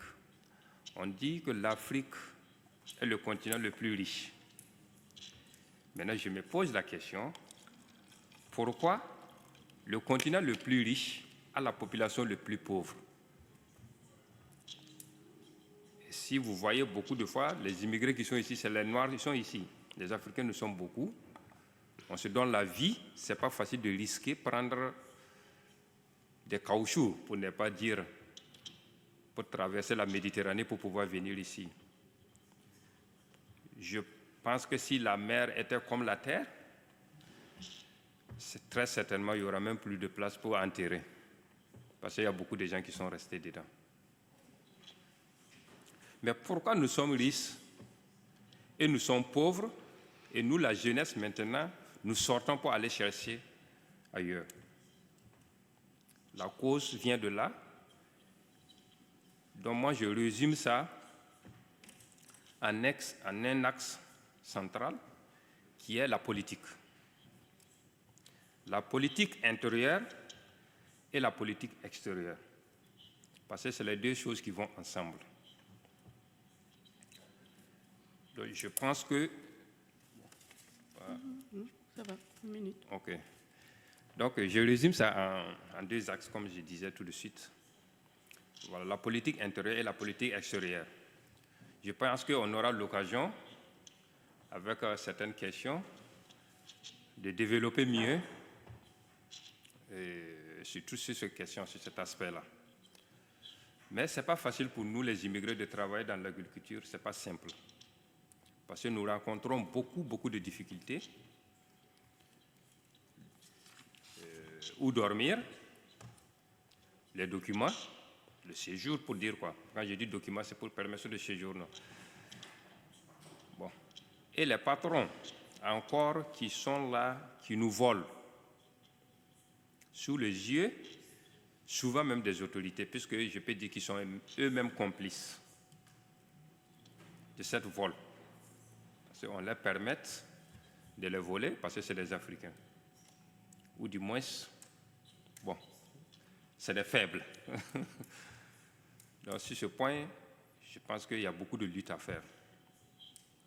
Et peut-être, grâce à cette conférence, peut-être on aura l'occasion de trouver des voies et moyens à laquelle on peut essayer de résoudre certaines questions. Même si on ne peut pas tout résoudre, au moins réussir à résoudre au moins sur les 80%. Parce que dans la vie, pour moi, nul n'est parfait et l'idéal ne peut être palpé. Donc, on ne pourra jamais tout résoudre en une année ou en un clin d'œil. Ça demande beaucoup de sacrifices, de la même manière que les sacrifices que nous avons faits pour arriver ici. Je sais que ça ne sera pas facile. C'est une voie qui est très, très, très difficile. Mais je pense que grâce à la volonté de nous tous, très certainement on y arrivera. Grazie, grazie mille, non solo perché... sorry, I will switch to English now. Thank you so much, not only because you were able to go a little bit down deeper. If Jean-René Bilongo gave us more a national framework, he went into the real conditions of workers in the field regarding housing, regarding the difficulties with their employers, with the local administration, and also with the community. So it was a triple level of difficulty, like a multi-level of difficulty in that sense. And also to give us a wider framework also of migration, because on the other side there are also families and also the causes of migration. So Eriselda gave me the signal that everything is okay, so I'll pass the word to Mus that is online.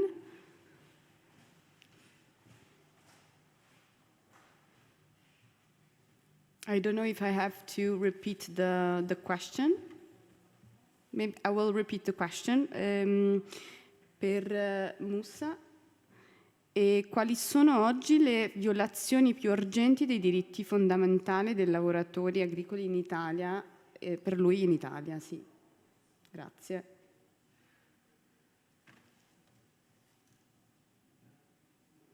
Musa, non so se... deve togliere forse il microfono, non so se ha iniziato a parlare col microfono spento. Eccolo, perfetto. 5 minuti. Non so se...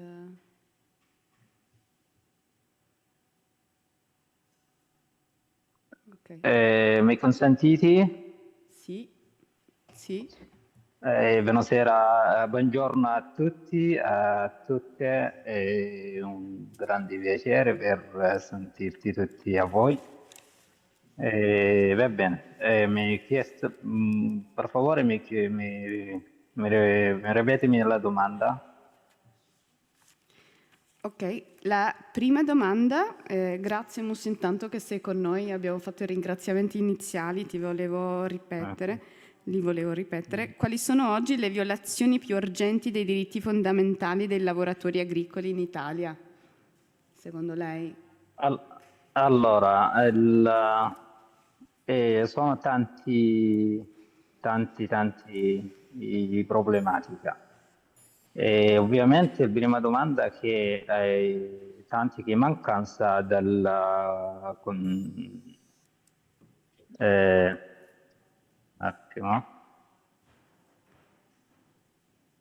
mancanza ai contratti di lavoro contributivo e contributivi stabiliti dalla contratti nazionali e sul lavoro. Comunque ci sono tante cose. Prima di mancanza, i problemi seri che è il primo dell'alloggio. E l'alloggio che non ho stabilito nessuna parte, manco dall'Stato e anche dal datore di lavoro. E questo è il primo problema serio. E poi i contratti di lavoro. E il contratto di lavoro non ho come le stabilito, diciamo, dell'Stato è un contratto che fanno, se chi è costretto a proteggere la sua azienda, che fa un contratto come un contratto falso, soprattutto e chi le mette, diciamo, basta che proteggere la sua azienda. E poi questi contratti con è gli stessi contratti che ti mette alla firma e la stessa altra parte che contratti ti mette una firma per sei licenziato. È la stessa cosa, comunque tu stai lavorando allo stesso tempo e l'altro tempo sei licenziato perché non ti limitano alla giornata e questo è un grosso problema che ci incontrano tutti i lavoratori che stanno lavorando sulla campagna. E io stavo adesso per una piccola città, si chiama Combabello di Mazzarra, e anzitutto adesso stiamo incontrando un serio problema perché i lavoratori lavorano la mattina fino alla sera che non hanno un alloggio, che dormono sulla campagna. E questa adesso che le vedo sulla miei occhi. E veramente tanti problemi seri a chi non hanno proprio i vestiti da lavoro, non hanno anche i dispositivi che limitano tanti per proteggere le persone che problematiche del lavoro. E poi manca anche nessun controllo che viene, diciamo, a fare i controlli sulla campagna che cosa mancano ai lavoratori. Questo stiamo incontrando parecchio problematica sul lavoro, soprattutto un lavoro della campagna. E poi sono i patroni pure limitano i caporali e questi caporali che stanno gestendo il lavoro dell'azienda e tutto.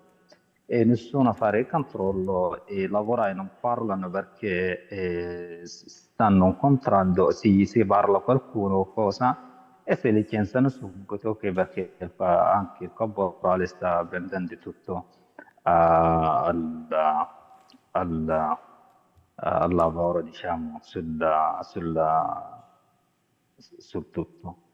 E questa veramente intanto io non parlo della Sicilia, ma anche parlo al sud in generale. Al sud in generale ci sono tante mancanze che i lavoratori stanno soffrendo soltanto. E veramente all'estate avevamo lavorato sulle angurie, sui pomodori, e lavorando la mattina fino alla sera. E tutto su questo sul sole, diciamo, e molto, molto caldo pesante. E tante persone che anche le nascono la pelle si toglie la pelle come il caldo. Sì, abbiamo tanti soffrimenti veramente sulla campagna e quella ancora stanno lo sfruttamento c'è e sì che c'è una legge che poco quando abbiamo fatto manifestare del 2011 è stato fatto un legge un pochettino, diciamo, e fatto un paura la caporali, però il problema è ancora c'è. Io di quale denuncio direttamente l'Stato e anche chi persone che hanno o no la competenza che dovrebbero essere gestisci questo lavoro sul serio, perché questo lavoro c'è ancora abbandonato dallo Stato, che lo Stato non fa niente che guarda su questo lavoro sul serio, i migranti tutti che stanno lavorano, anzitutto che lavorano sulla campagna, non le guarda nessuno e non essere abbandonati dalla legge e anche dallo Stato. Grazie. Sì. Grazie, Musa. Grazie mille. I will switch to English again, and I have to say thank you because all of you gave us such a very complete framework. And the first thing, since Gabriel's speech that came to my mind, and also when I was doing the policy analysis with Erizelda, was the difference between entitlement and endowment, like the rights on the paper and the rights that you actually can access in reality. And I think this was a really common words in all the speeches that our panelists have made, and they all touched the words slavery, exploitation, and went back from what Erizelda told us this morning, the normalization of precarious working conditions, of slavery, and also invisibility. I really liked when Musa said the claiming to the responsibility of state actors, more inspections, it's lacking. We are invisible. There's no interest in changing things. So I think it's also very coherent with the complete framework that Erizelda gave us this morning. And also what I also know a bit the reality on Campobello di Mazara, and speaking about invisibility is every year. I live in Sicily, so every year we all know the same. Media always post the same articles, there's always the same claims. So it's interesting because in the end it's always addressed in emergency, but there is no real intention then to change the situation. So thank you so much. Grazie Musa per aver anche elencato tutte le condizioni dei lavoratori. I will pass to my second question to the panelists. So again, you will have 5 minutes to each question. So Gabriel, go beyond your 3 minutes. It was very, I really thank you for giving us these 2 minutes extra, but we want to hear you. You came from Canada. So we'll go down a bit on the specific issue of activism. So what hinders grassroots organization? Maybe you can speak a bit or mention a recent or an historical event that happened and 1 or 2 elements that actually hindered the collective bargaining of migrant workers. Or on the other side, you can also mention what actually can facilitate grassrooting organization. And please also share a positive element that contributed to it. And also, if you can, maybe you have in mind a historical event that you can present as an example. So thank you once again, Gabriel. Yeah, thank you. These are really nice questions. We're getting deeper. Two key things I would say that is really hindering our work is government funding and the election of Donald Trump. When I started, I told you DET, denied, excluded, and tied. That's the best gift the government has given to employers, to deny workers, exclude them from rights, and tie them to the employer. But that same government is funding program they say to empower workers. Can you imagine that? The same government that have the laws and the policies in place to make workers vulnerable, they're now providing funding to organizations to empower workers. Can you imagine that? And that's a problem. Because in Canada, very few organizations are radical enough to say, we do not want funding from the government. Because he who controls your funding controls your agenda. So the government is literally putting money in your mouth to keep your mouth shut. Isn't that a problem? But on the other, the flip side of it is very few organizations are willing to fund social justice. Isn't that a problem? So that's why the government is stepping in. So that is a real barrier to accessing justice. The government basically is earlier on in our presentation I saw earlier, fragmentation, putting us one against each other, or silencing or watering down the issues, right? Sugarcoating the issues, watering it down. In Canada, I've been to a few universities, and one-on-one, some researchers will tell me, we know the problem, we know the solution, but because of the funding, we have to put the conclusion to tilt it in favor of the funder. So that's one. Let's talk about Donald Trump. Donald Trump is not just the president of the United States. He's a global power. And you can see very clearly, he's really rocking the boat. And in what direction is he rocking the boat? In what direction? And that is a real challenge. And let me see in a very simple way. Not too long ago was elections in Canada.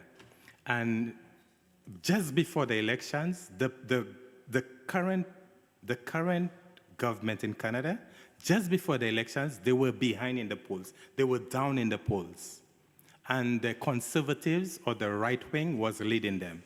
They changed the leader, and that party, imagine, the conservatives were leading, they changed the leader, and look at what happened. So a party is taking the lead from the conservative. What does that tell you? That the party that's in power, although they do not appear to be conservative, but for it to be taking votes from conservative, it means that they bind the policies of very right-wing.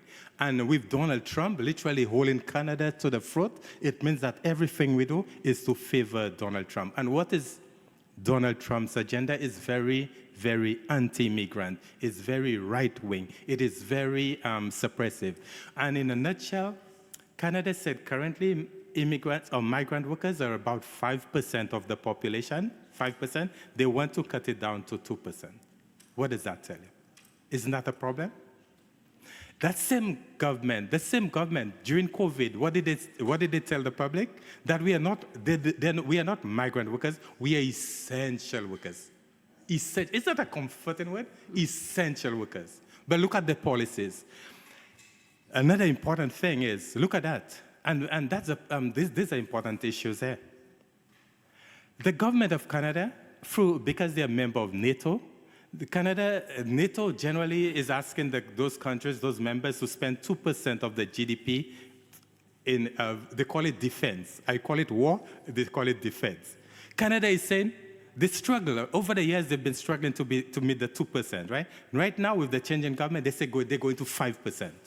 And it is said that in 3 years, that means that $150 billion of Canada's money is going into, I call it war. They call it the national security. 150 is going to war.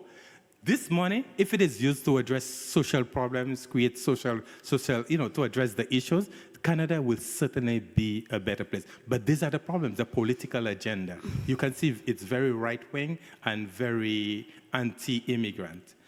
What are some of the things that can facilitate? I'll just touch two quickly. One is the constitutional class action, which I'll talk a little bit about, and the UN Rapporteur report. The UN Rapporteur report last year, when did I say last year? Not in 1978, not in 1838, last year. The UN Rapporteur report said, DET, that formula where Canada denies people, exclude them and tie them to employer, that is the breeding ground for contemporary forms of slavery. I wrote a book, and somebody here will win a copy of my book. In my book, what I said I am a slave in Canada. That was in 2023. Last year, the UN Rapporteur said that arrangement is the breeding ground for contemporary forms of slavery. I said it 2023. Last year, the UN rapporteur said, so what the point I want to bring here is, it's not a question of what is said, but who says it. Somebody from the UN says it. Doesn't that change the whole landscape? So right now, this has gotten international attention. It's not what has been said, but who says it also. That is important. Who says it? So that is important now that Canada is under the microscope, I would say, because Canada always wants to protect its image. And in my home country, no news is good news. We never had the injustices that migrant workers face in Canada. So when I got the opportunity to come to Canada, I thought I was going to the perfect place because you don't have any of the injustices. Donald Trump has a big mouth. Canada is quiet. Which one is better? To live with a devil that, the moment I learn in the United States, I know where they stand. Or to live with an angel that you don't know. And that is why I'm really happy that the UN rapporteur conclusion is it has international implications. I'm happy with that. Another important thing I want to touch about, I've been doing activism for about 10 years. And right now, I have never felt more hopeful, more excited than now. Right now, and the work I've done, it's at different levels. We try to do it in the court. We try to do it in Parliament, and we try to do it in public like now. In the court, for the first time, I know some serious issues have been taking place in the court, and one of them I'll touch is the constitutional class action. And I'm so proud right now I have a colleague of mine who's right here in the, I would say the front row because she's the, she's literally at the front. She studied here, by the way, so she's at home here. And maybe Italy had a hand. Maybe Italy had a hand in that. We have a constitutional class action, and as I said, in a nutshell, in 1982, Canada signed the Charter of Rights and Freedom, and we believe that the closed work permit or the tied work permit, it's a violation of those fundamental rights. And to challenge that in the court, it's very exciting, very important. And at the end, I'll share with you a flyer if you want to know more, if you want to support the work. Thank you. Thank you so much, Gabriel. I had to admit that I was enjoying so much to listen to you that I also decided to give you the extra minutes. And thank you so much for speaking about fragmentation. I think it's very important to, and it's highly related what Jean-René said on the previous session on people have no margin to accept the conditions that at a micro level, then the only way to survive is that it's a way to control, right? You control by giving precarious conditions so people go into survival orientation. So thank you so much. And I want to develop after also the issue on accountability and everything. Thank you, Jean-René. Thank you. So for this second question, what is the role? I think I'll focus on the role of migrants within the unions. Our foundation is a FLAI Union Foundation. Our research observatory is within a labor union. So what is the role of migrants? Being myself a migrant, once being an undocumented migrant and today a leader of one of the leaders of our union, I would say that this is a very delicate question for me, but let me try to answer the question. On one hand, migrants represent a large proportion of migrants in agricultural workers represent a large proportion of our affiliates, our members. Now, in my union, migrants are 30% of our members. But at the same time, how many migrants we have in leading positions? That's a very delicate issue. A very delicate issue that should be connected with the largest and broader issue of inclusiveness in Italy. Italy, in terms of inclusiveness of migrants, has no policy, unfortunately. Italy has no frame in terms of inclusiveness. I would challenge anyone here to show me a law in Italy that is set for the inclusiveness of migrants. There is none, nothing at all. And this reflects even in the unions. Yes, we the unions, of course, I think this should be off records. We migrants are part of the union, but we don't have that power, that influence within the unions, because other people are our spokesperson, our spokespeople. No, I think let me take this example. I don't believe that the struggle women face now in the society, if those struggles are carried by men, I don't think women will be that happy with that. No, that their struggles are totally carried out by men. No, I think women will say, no, it is better we speak out our voice, we speak out the challenges that affect us. It is the same within the unions. No, that is exactly the same thing. So we need to have more and more people at the leading positions of our unions. But here the condition in Italy is worse than Canada. No? The condition is far worse than in Canada. Because I'm more and more convinced that we have a large anthropological issue in Italy between the local communities and migrants. Now, this large issue, I'm more and more convinced that we have that challenge. Let me take an example. Last year, an Indian agricultural worker was victim of a terrible injury, Satnam Singh. Now, his arm was cut off by machinery while he was working. And not far away from Rome, the capital city of Italy, just a few miles from Rome in Latina district, the arm is cut off. And what did the employer do? He took that cut off arm and literally threw it in a basket. Then he took the victim in his car and dumped him out of his house. I received the picture a few minutes later now with this arm. It is very shocking. I've never seen such a thing before. No?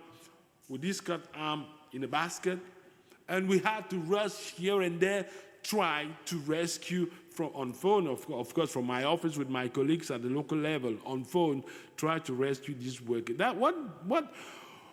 What does that mean? That we have a very important and large anthropological issue. How does Italian society consider migrants? How do they look at migrants? And now, the other aspect of the question is a historical event. So I would just link to what Gabriel said before on the coronavirus outbreak, when migrants workers were considered essentials.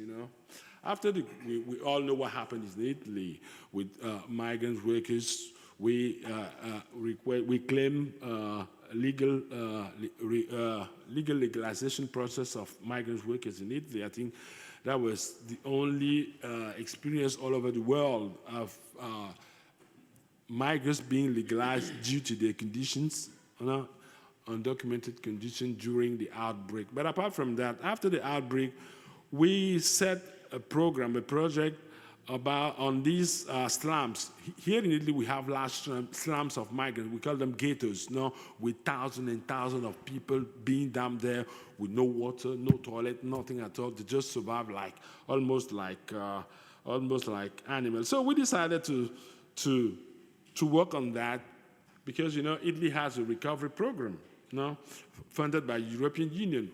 194 billion euros. That's a very large amount of money, 194 billion euros. And the recovery, we convinced the government that they should invest part of that 194 billion euros on overcoming these slums and ghettos with only 200 million euros. What is 200 million out of 194 billion? Almost nothing, considering that even the migrants will contribute to reimburse, because it is a credit. It It is a credit, it's a debt. Now that Italy will give back to the European Union. So we work on that, and it was largely accepted and approved by the government. Then a new government came in. A new government came into office. No, a far-right government. And what did they say? They said, no, we're not going to invest even a cent. No, they can continue to live in this condition. They can continue to die. We know what will happen. Now we're about to enter winter. We are very soon will be in winter. In those places, you know, these thousands and thousands of people need to warm up themselves in winter time. I'm sure before December we have from 5 to 10 deaths. There's nothing to do about that. Nothing to do. No, because there are fire accidents there every week. People lose their lives. You know, I'm sure it will happen. There's nothing to do about it. That's what I believe, that we have a large anthropological issue in this country. We have to overcome, because consider the violence on women in agriculture. You can Google and see what happens in Sicily with European women. No, in Italy, in Europe, there is a difference between migrant and foreigners. No, foreigners are non-EU member states citizens, and migrant can be from any other European country. There's a large difference. No. Just Google it and you see what happens to these women from Romania. You see what happens to them. The number of abortion is too large in that community. 5,000 women with... Why? Because they are victims of sexual violence from their employers. Very simple. That's why we are more and more convinced that we have to overcome this issue. How do they look at migrants in general? They tend to consider migrants just like non-human beings. Let's put it that way, more or less. No? And that is terrible. That is terrible. And we have to work so much, so much on that. We need to overcome all this. Thank you so much, Jean-René, and thank you because you touched several things, also enhancing a bit also what Gabriel has previously mentioned. And it's interesting that comparing two contexts, there are still things that are in common. One of them, also I didn't mention before, but it's the control through funding. Gabriel was really clear how funding can be a way of controlling. And the main thing on this aspect is it's the issue of racism and discrimination, and migrant workers being often seen as non-human beings. So and in the case of the historical event, as COVID, that's when they had a bit the power of negotiation, because they were considered essential. Because this was very interesting to understand that even Canada and Italy, this event was common in that sense, and it was a minute of power. And all the people here that lived in Italy back then remember the litigation of Bellanova for the regularization scheme in 2020. And thank you most of all because you gave a gender perspective on the issue. Normally it's not, especially in Italy, it's mainly referred to the case of Romanian women. But it's also interesting to go and see it in an intersectional way, that migrant women can be also abused in the sector, exposed to abuse in the agriculture sector. So, Gabriela, I will turn to you the question. Basically, quali elementi ostacolano l'organizzazione dei lavoratori migranti?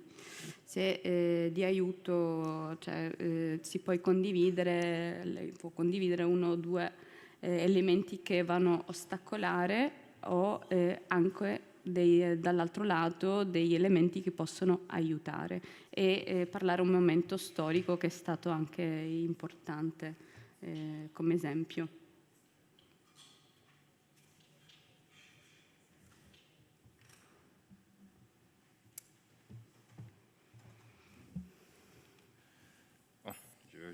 continue toujours en français. Mais je vais parler pratiquement sur Piemonte, précisément de la province de Cuneo et de la commune de Saluzzo. Et depuis 2017, que je suis dans le secteur agricole. Et les difficultés que nous rencontrons là-bas, pour dire, quand je suis arrivé dès ma première année, j'ai eu un contrat dans un agenda où ils m'ont fait 4 mois de contrat. Mais bon, fort heureusement pour moi, le gars a pris les documents.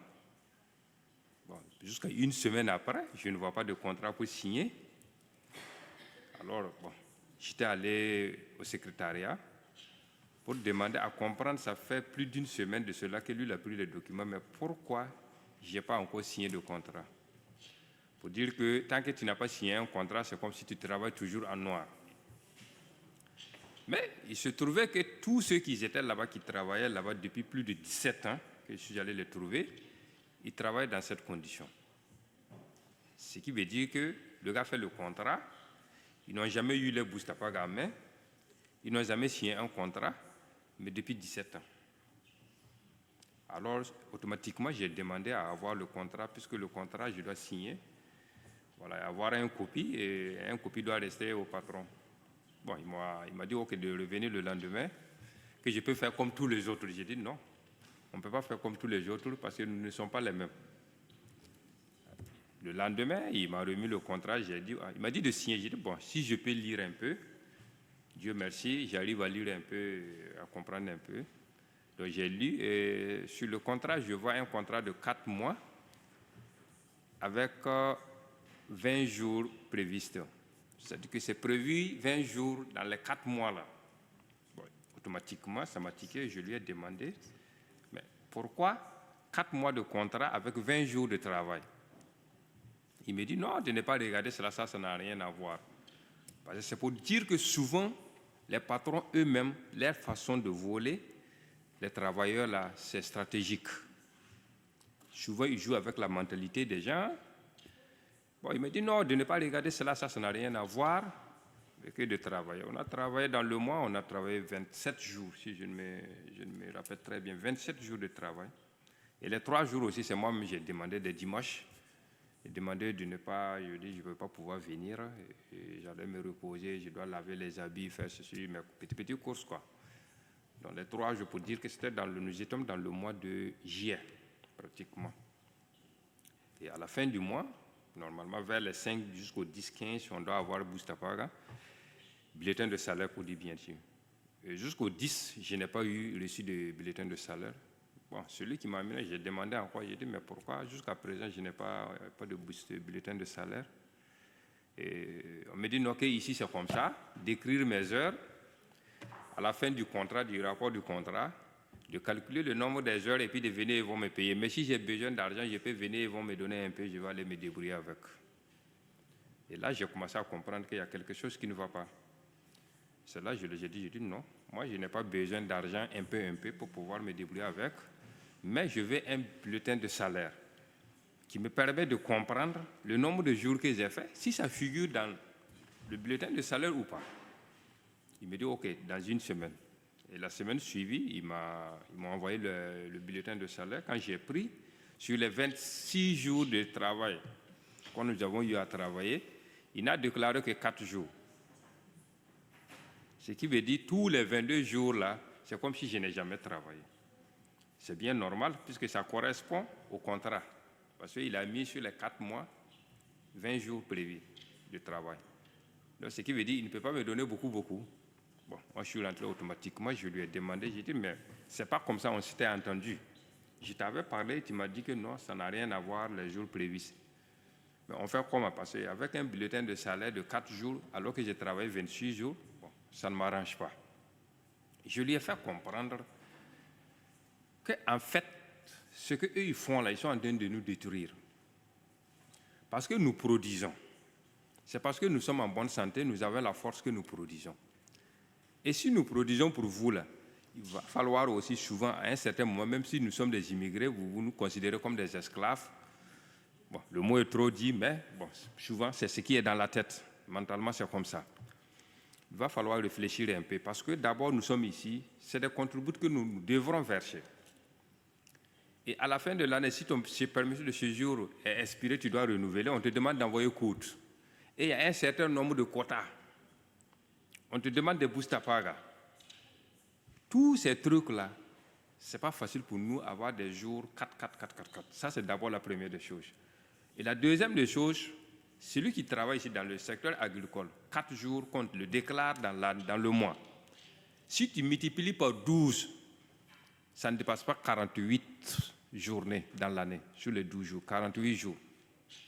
Mais si quelqu'un qui continue dans ce truc, jusqu'à ce qu'il va avoir l'âge, on prie Dieu d'avoir l'âge de la retraite, c'est quel contribut il a versé qu'il peut obtenir quelque chose? 0. Et l'agriculture, c'est du travail qui est très, très pesant. Celui qui fait dans l'agriculture pendant 20 ans, 15 ans, 25 ans, c'est un véritable chiffon. C'est logique. Parce que nous sommes sur pied de 9 heures, 10 heures de temps, souvent, mais il y a d'autres même qui font 11 heures de travail par jour. Sous le soleil, sous tous ces trucs-là. Le champ, là même, d'abord, est traité par des produits chimiques. Le fait de respirer tous ces trucs-là aussi, c'est des dangers. Et si vous remarquez beaucoup de fois des agriculteurs, ils ont toujours eu des problèmes de cancer.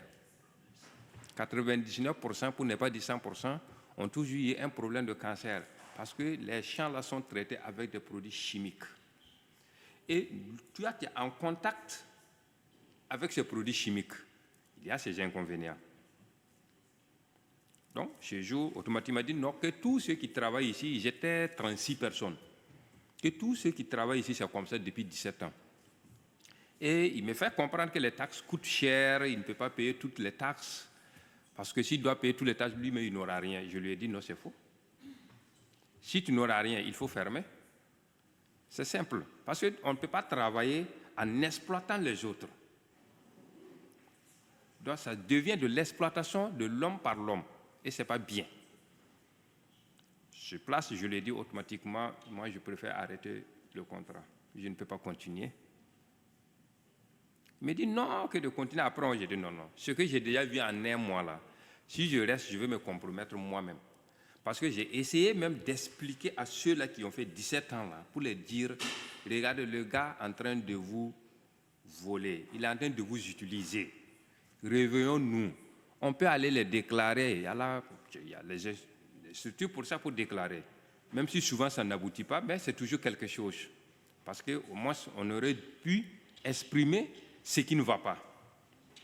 Bon, ceux qui étaient là-bas aussi, bon, comme vous comprenez. Si c'est en 17 ans, ce n'est pas moi qui vais venir en moi, je vais les faire changer.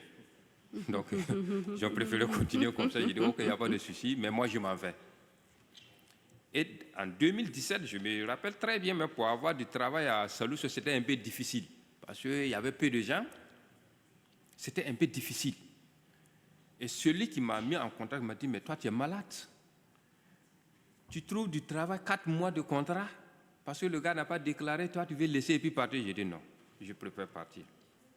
Pour me sentir moi-même et rester moi-même, je préfère partir, même si je n'ai pas eu autre travail. Ce n'est pas un problème, ce n'est pas un unique coin. Et en venant même à Solution, je ne le connaissais pas. Voilà, je ne le connaissais pas. OK. Donc, pour dire que c'est approximativement, ça c'est mon début même de Solution. Mais c'est un peu long. Il y a beaucoup de trucs, peut-être avec le temps, si le temps nous permet. Là. Voilà, on va élargir un peu. Merci. Thank you so much, Gabriela, and thank you for going also a little bit deeper on what Jean-René said previously, exactly on the restriction to be able to negotiate contract power and rights. And you went very, I really like this from a sociological perspective on interactionism, no? Symbolic interactionism, where we can really understand how was the process, how the process of normalization happens, of accepting precarious conditions. And even I really liked when you mentioned your colleague that said, are you insane that you are not accepting this 4 months contract? And he said, well, it's been like this for 17 years. I'm not the one who will change. So even though I know I'm just, let's say, a drop in the ocean, I will still go for my rights. And I think, thank you so much, because this is activism at a micro level. Maybe it would be very important to take in a mezzo and macro level. And also, I wanted to highlight the issue that did not emerge before, and it's welfare rights. We don't speak that much about welfare rights, but how in Italy, what we call grey work. So you have the contract, but still you don't declare all the hours, all the days, and it goes into what it's called the grey work. So it's still lacking rights, and this is highly normalized in Italy. So thank you so much. So let's try to go to Musa. Non so se è già collegato.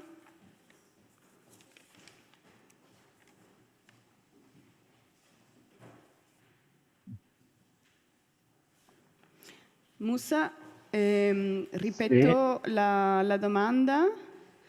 E la domanda va a centrare un po' di più sulla questione dell'attivismo e quali sono gli elementi che possono ostacolare l'attivismo delle organizzazioni, soprattutto dei lavoratori migranti, e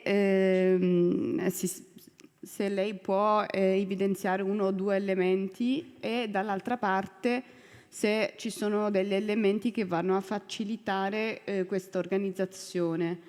E se negli ultimi anni c'è stato qualche evento dove si è potuto verificare, che può dare l'esempio, quello che è stato un buon esempio o un cattivo esempio di organizzazione di persone migranti, lavoratori migranti nell'agricoltura.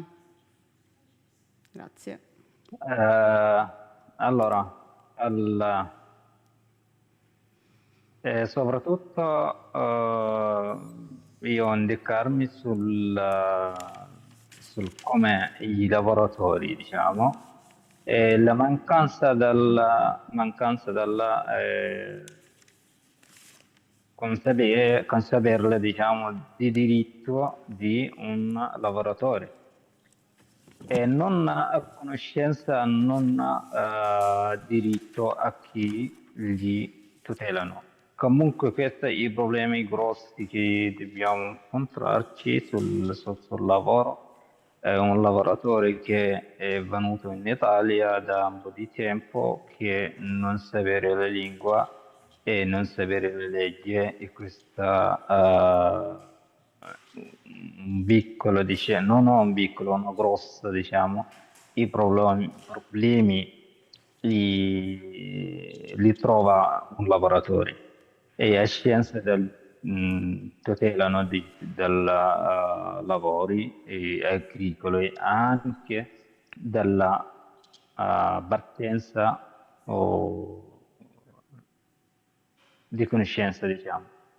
E necessità di una organizzazione sindacale di base, dobbiamo esserci, dobbiamo farle. E questa è la cosa che deve essere molto necessaria, e che guarda tutti i lavoratori, e qual è il problema che lo trovano, qual è il problema che dobbiamo risolvere con i lavoratori insieme. Un sindacale di base dobbiamo pensare a farla.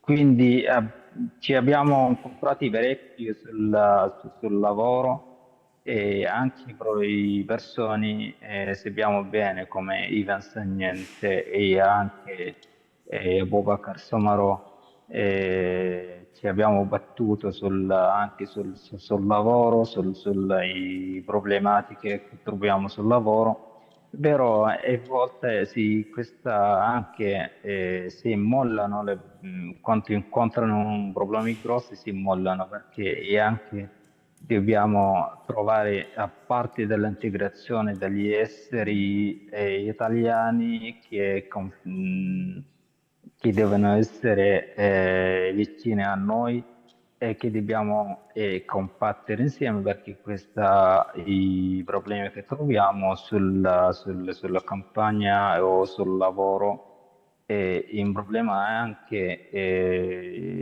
magistrale, diciamo. E tanti i lavoratori che sfiduciano sulla magistratura. Perché, come? Perché?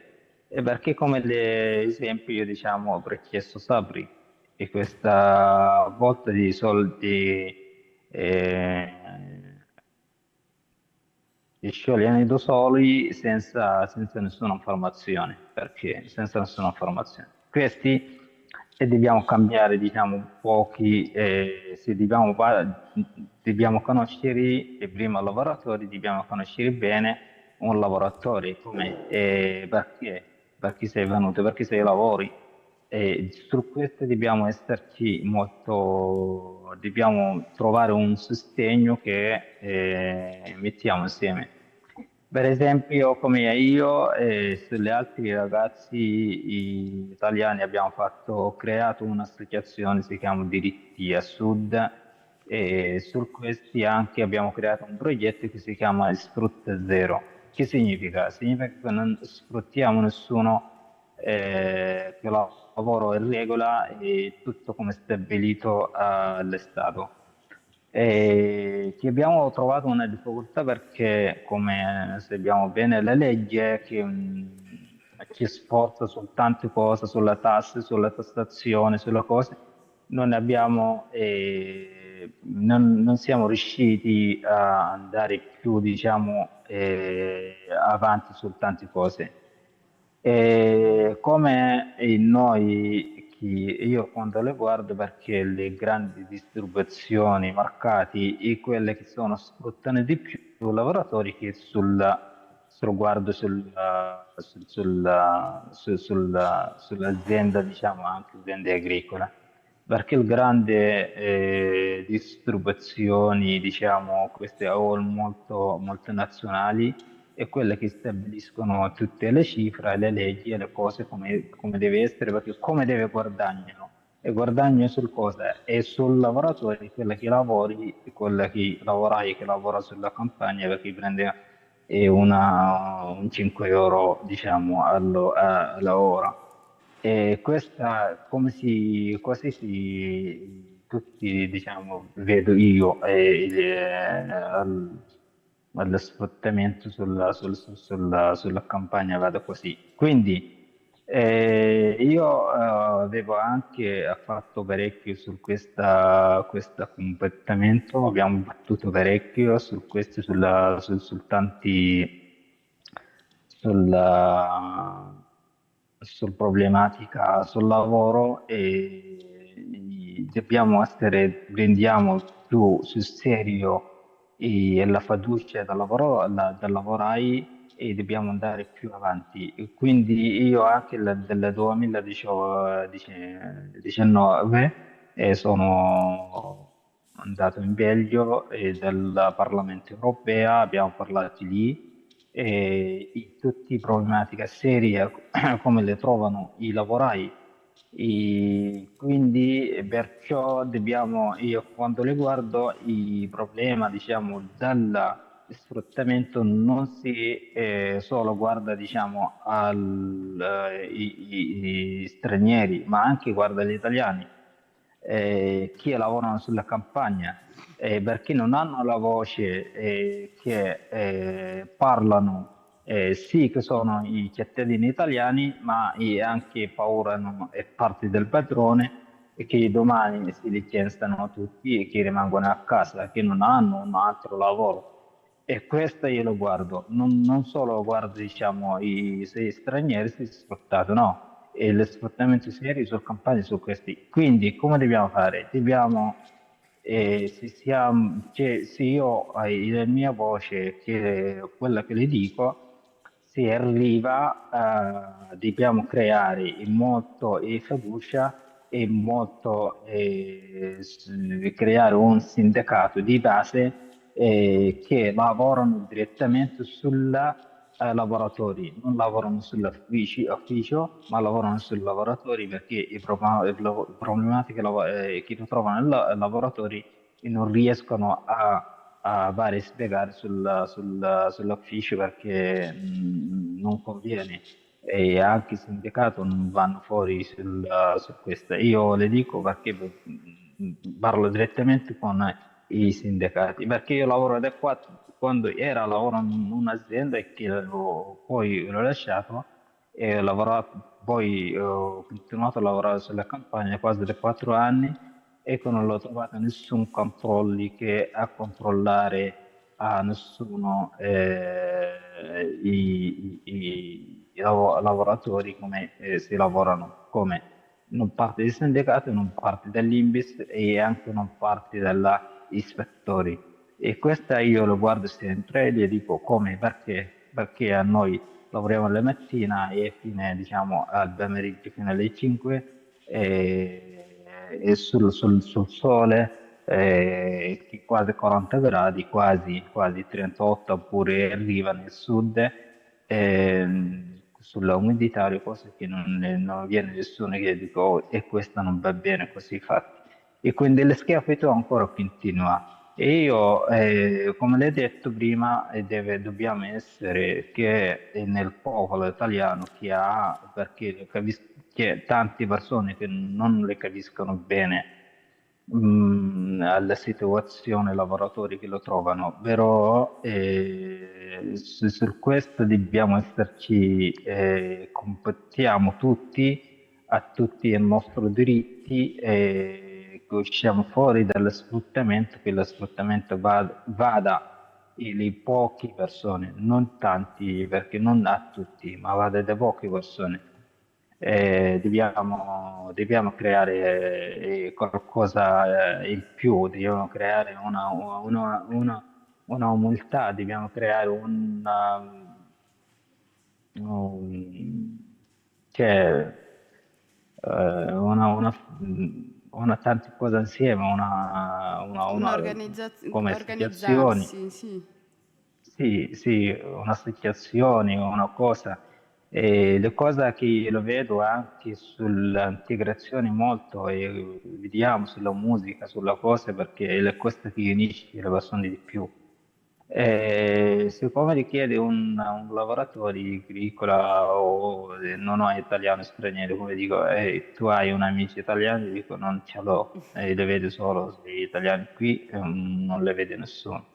E quindi sì, questa cosa che crea perché una molta distanza e di più seria, perché noi viviamo qua in Italia, che siamo essere persone, e sì, anche diverso il calore, ma siamo persone come le mangiano tutti. Noi amiamo la musica italiana, amiamo la cucina italiana, noi amiamo a tutti, anche la lingua e tante cose. Questa non ho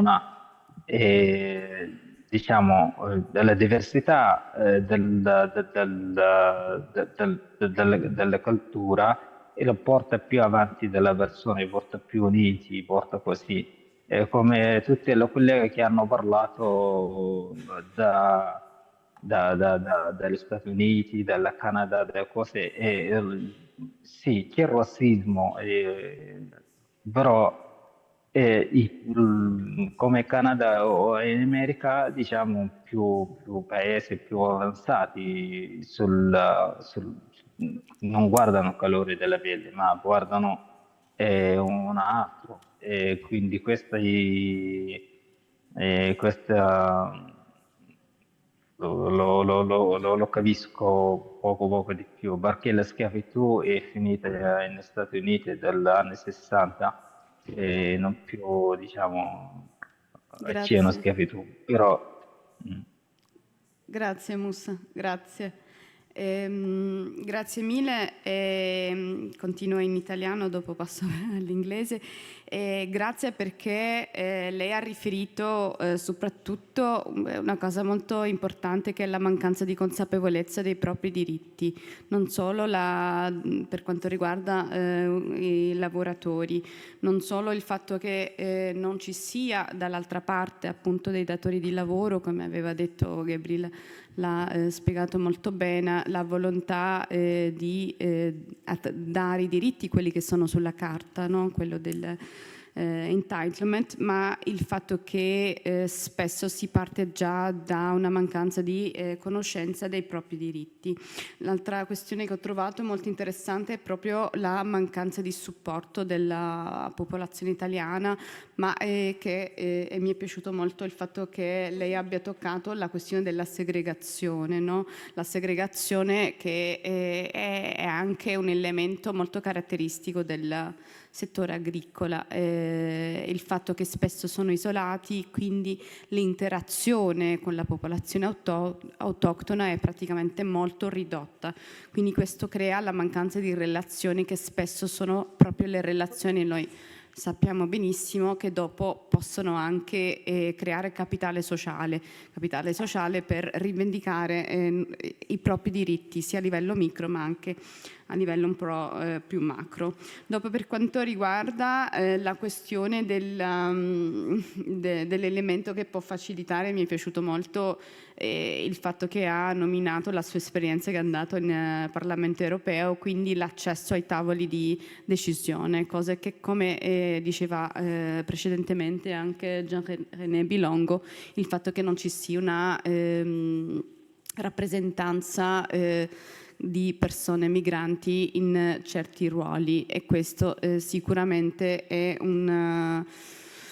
penso, anche dal mio punto di vista, uno degli esempi più importanti che devono essere proprio, come dire, indirizzati e che sono importanti di lavorare in questo orientamento. Noi stiamo andando all'ultima domanda, abbiamo pochissimo tempo perché Eriselda mi dice di no, dice che in realtà abbiamo più tempo di quanto pensassi, quindi io sarò un po' meno restrictive, sorry, I'll turn into English, than I thought to.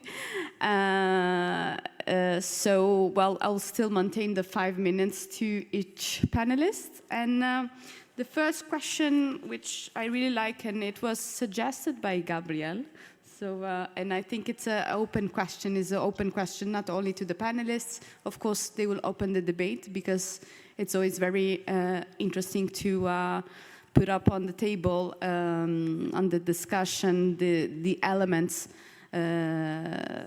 for a further discussion. But after, of course, this is the question that will open to the audience, so you can then try to tickle a little bit more the panelists and try to go deeper in some of the subjects. So the last question is actually to everyone.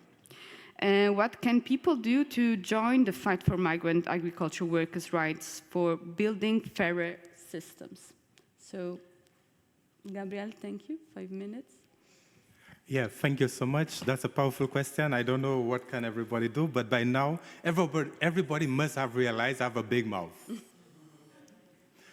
But not all of us have a big mouth, but all of us have a skill, and all of us have power in our hands. All of us have skills, all of us have a talent. Everybody, there must be something that you're good at. The question is, have you discovered what you're good at?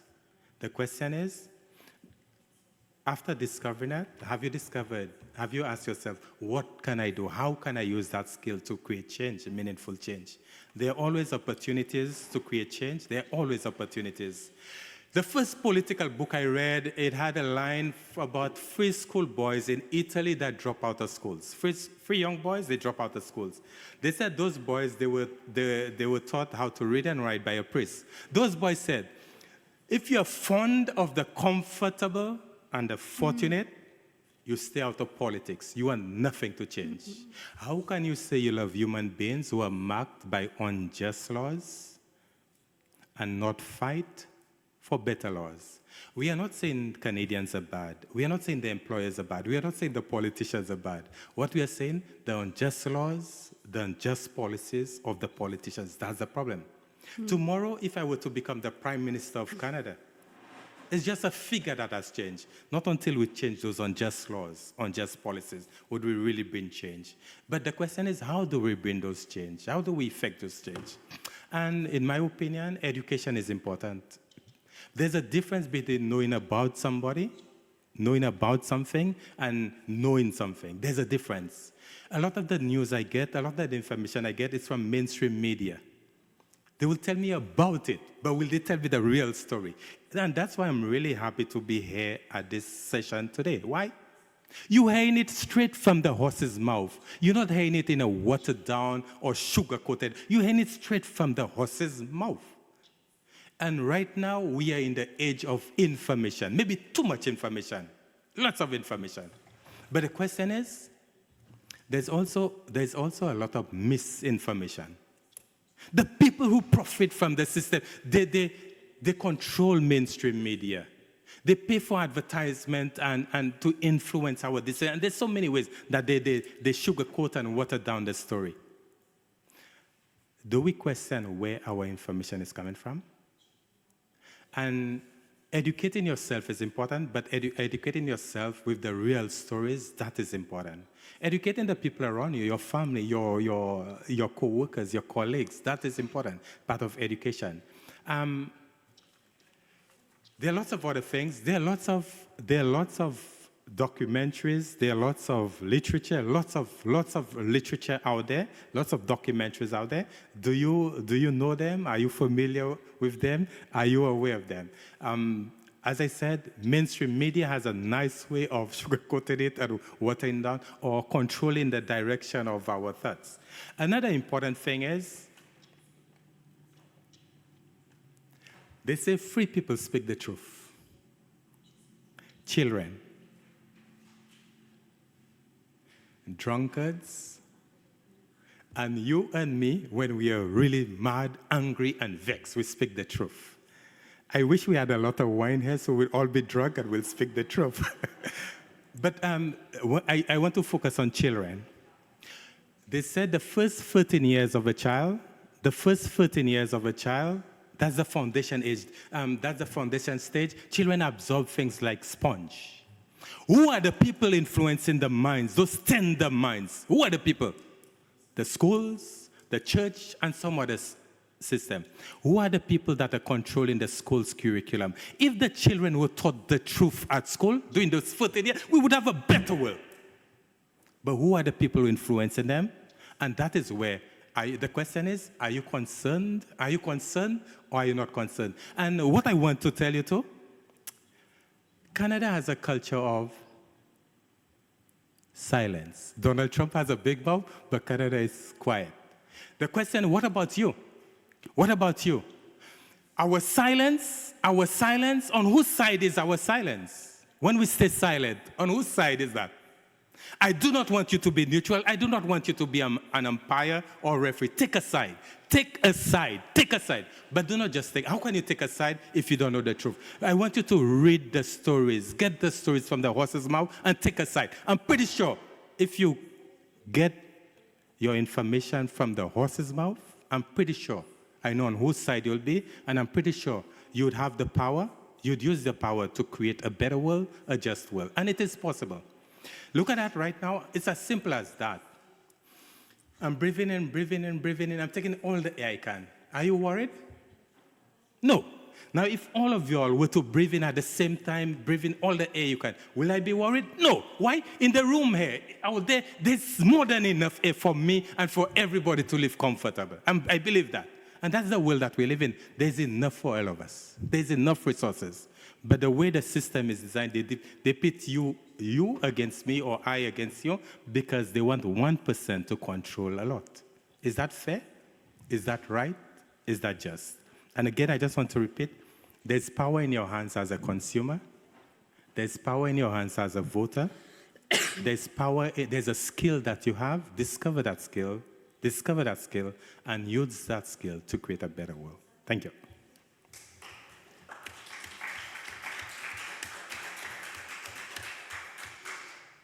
Thank you so much, Gabriel. I am embarrassed to speak after you.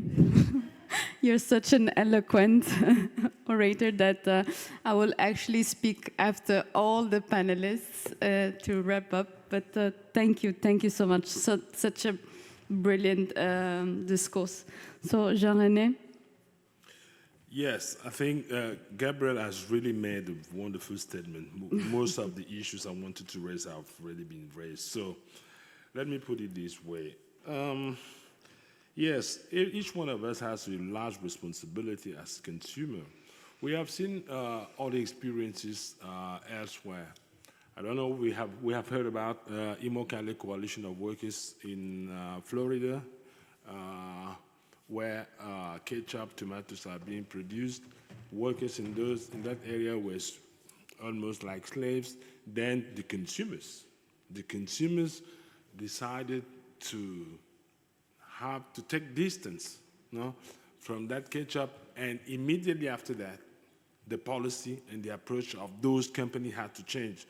We have heard about Adidas in Vietnam, with kids involved in the production of those canvas. We have heard so many things. So I believe each one of us has a responsibility as a consumer. But at the same time,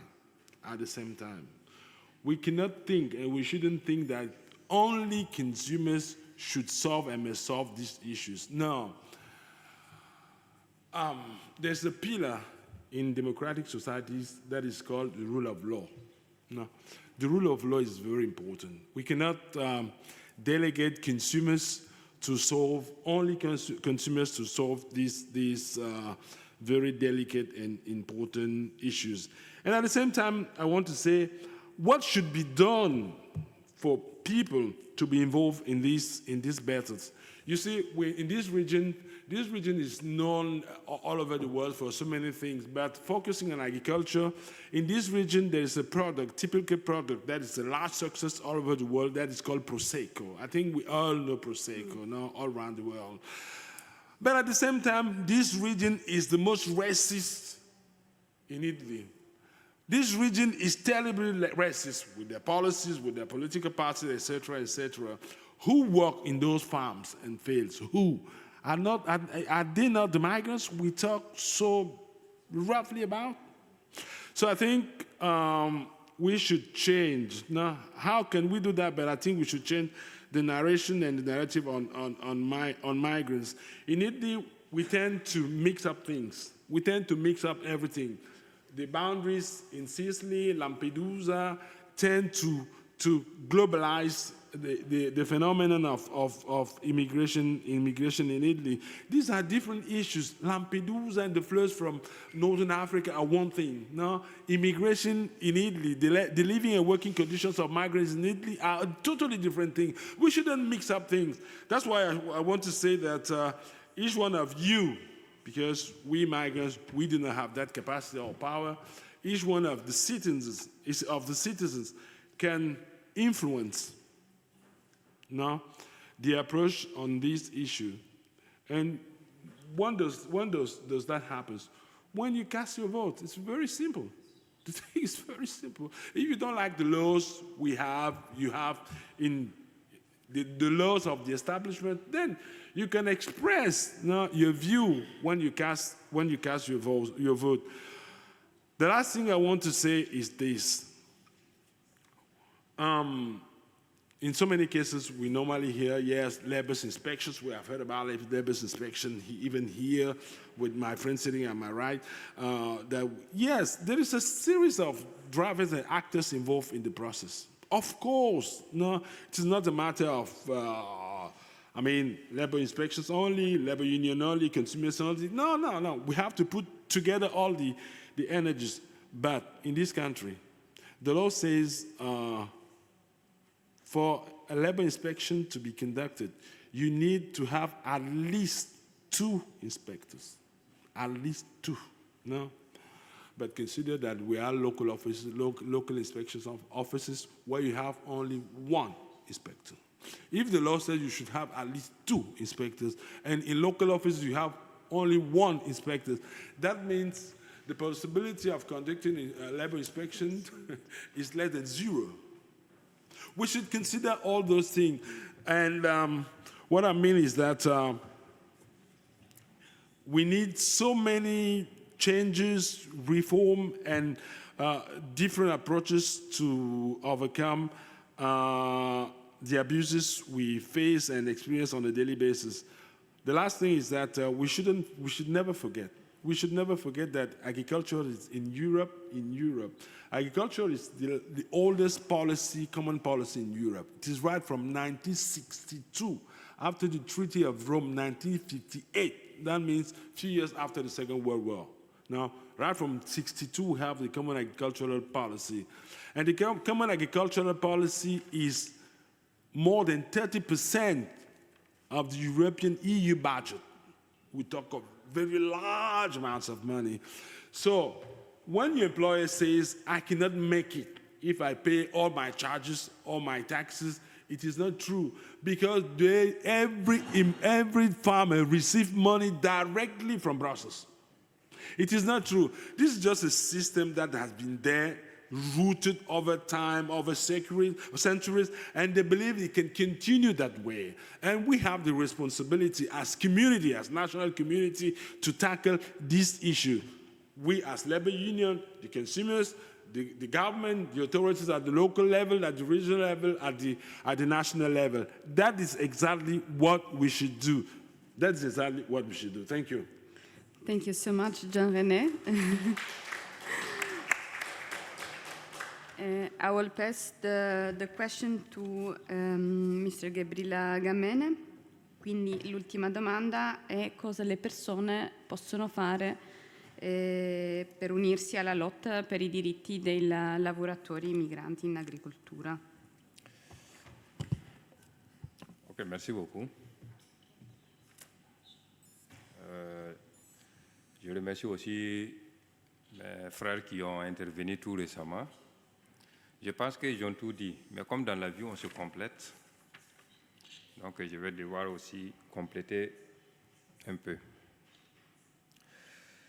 Bon, pour moi, la lutte, c'est une question de lutte, parce qu'il n'y a pas de liberté sans lutte. Mais le vrai problème, c'est comme ce que j'avais déjà souligné auparavant, au départ, la responsabilité, elle est politique. Parce qu'il y a un manque de volonté politique. Parce qu'en politique, on ne résout pas les problèmes, on les déplace. Sinon, tout ce que nous sommes en train de dire peut être résolu. Si vraiment les politiciens ont la conscience, la volonté nécessaire, sincère de le faire, on peut résoudre tous ces problèmes. Mais, compte tenu, je voulais donner un exemple pour dire que les politiques eux-mêmes, ils sont impliqués dans la manière les patrons même gèrent les travailleurs. On les vole, leurs droits, ils n'ont aucun droit. Pour vous donner un exemple, comment se fait-il que un patron dit à ses travailleurs que d'ici 3 jours, il y aura un contrôle dans la zone? C'est la question qu'on peut se poser. Ce qui veut dire, comment il a fait pour savoir que d'ici 3 jours, d'ici 4 jours, il y aura du contrôle dans la zone? Ce qui veut dire que dans la boîte, on les informe. Et ensuite, il vous dit, OK, vous les travailleurs, quand ils viennent, le contrôleur arrive ici, vous travaillez seulement 8 heures par jour. Pourtant, vous faites 10 heures, 11 heures. Il vous dit, ah, voilà, vous dites que non, je vous donne des gants de protection. Vous avez suivi le test médical, ce qui est recommandé par la loi. Vous avez des chaussures de sécurité, vous avez des verres, vous avez des chapeaux, tout en sachant que c'est faux. Et il vous dit encore, pire encore, il vous dit, ah, si le contrôleur arrive ici, dites-leur que je vous paye, par exemple, 8 euros ou 8,50 € l'heure.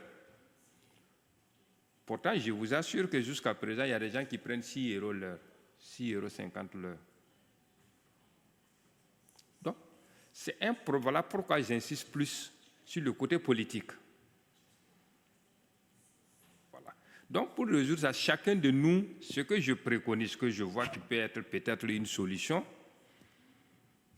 si chacun de nous se donne la main, on peut y arriver. Parce qu'il n'y a pas de souffrance sans fin. Je pense que la première des choses d'abord, parce que c'est des gens qui parlent à la place même de nous, les travailleurs agricoles, dans le secteur agricole. C'est des gens qui parlent à notre place. C'est les syndicats ou c'est les associations, ainsi de suite. C'est très bien. Mais je pense qu'il va falloir que nous aussi, nous soyons associés à la lutte. Si possible, d'essayer de créer une association qui sera reconnue, faire le code fiscal, tout ce qu'il faut faire, les documents qu'il faut faire, qui sera reconnu légalement. Et je pense qu'avec ça, que ce soit les syndicats ou les associations, peuvent nous accompagner. C'est-à-dire qu'ils parlent et aussi ils sont plus écoutés. Ils seront encore plus écoutés par rapport à quand eux ils partent dire « voici la condition de vie, voici. » Mais on ne nous voit pas là-bas. Qu'est-ce qui prouve que c'est vrai? Puisque tu es devant quelqu'un qui est faux, et tu lui dis que la réalité de dehors, là, c'est comme ça. Le fait que lui-même, il est faux psychologiquement, là, ce qu'il va le dire, là, ce n'est pas sûr qu'il va te prendre au sérieux aussi. Et même s'il va te prendre au sérieux, il va essayer de délocaliser la situation. Au lieu de résoudre, il ne va pas résoudre, mais il va te résoudre de façon partielle. Donc, je pense que tout ce qui peut être possible, s'il y a lieu de créer une association, je pense que ça va nous aider plus davantage. Et pour vous dire pire actuellement, les patrons, qu'est-ce qu'ils font? Il peut te donner les jours, les 20 jours, mais il te dit que toi, tu travailles 6 heures par jour, alors que tu fais 11 heures par jour. Si tu prends le bulletin de salaire, tu regardes bien, si tu comprends le bulletin de salaire, tu prends, tu regardes, tu vas voir que non, il te paye 6 heures. Et sur le bulletin de salaire, il te dit que tu es payé à 9 euros, mais pourtant, il ne te paye même pas à 9 euros. Donc, ça veut dire que tout ça, là, avec la complicité des commercialistes. Parce que j'en ai eu à causer avec un qui me dit que c'est le commercialiste qui fait tout. Il dit, bon. Donc, ce qui veut dire que le commercialiste aussi est complice de ce que vous faites.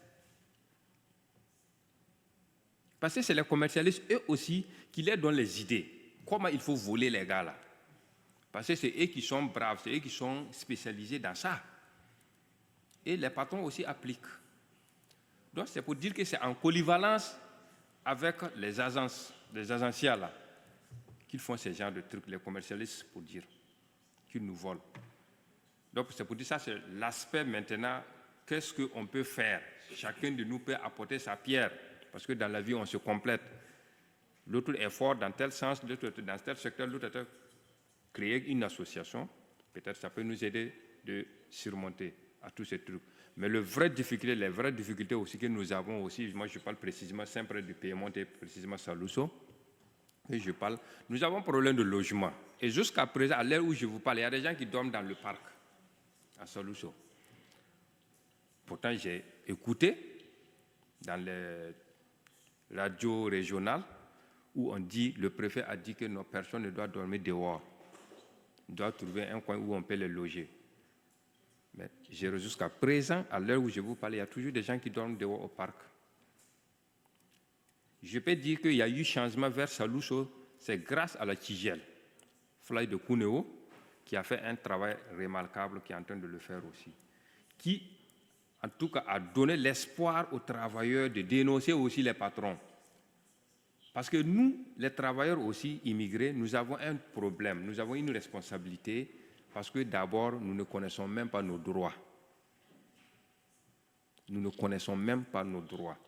Et le patron, il sait que tu ne connais même pas tes droits, tu ne sais pas lire, tu ne sais pas écrire, tu ne connais même pas tes droits. Alors, ça c'est une aubaine pour lui. Donc, il y a ce problème-là qui est là. Donc, on peut trouver des solutions aussi, même si c'est des petites formations, sensibiliser les gens sur leurs droits et leurs devoirs. Ça peut aussi aider un peu. Voilà. Donc, je pense que j'ai abusé un peu le temps. Donc, Voilà, je m'arrête là. Merci. Merci beaucoup aussi.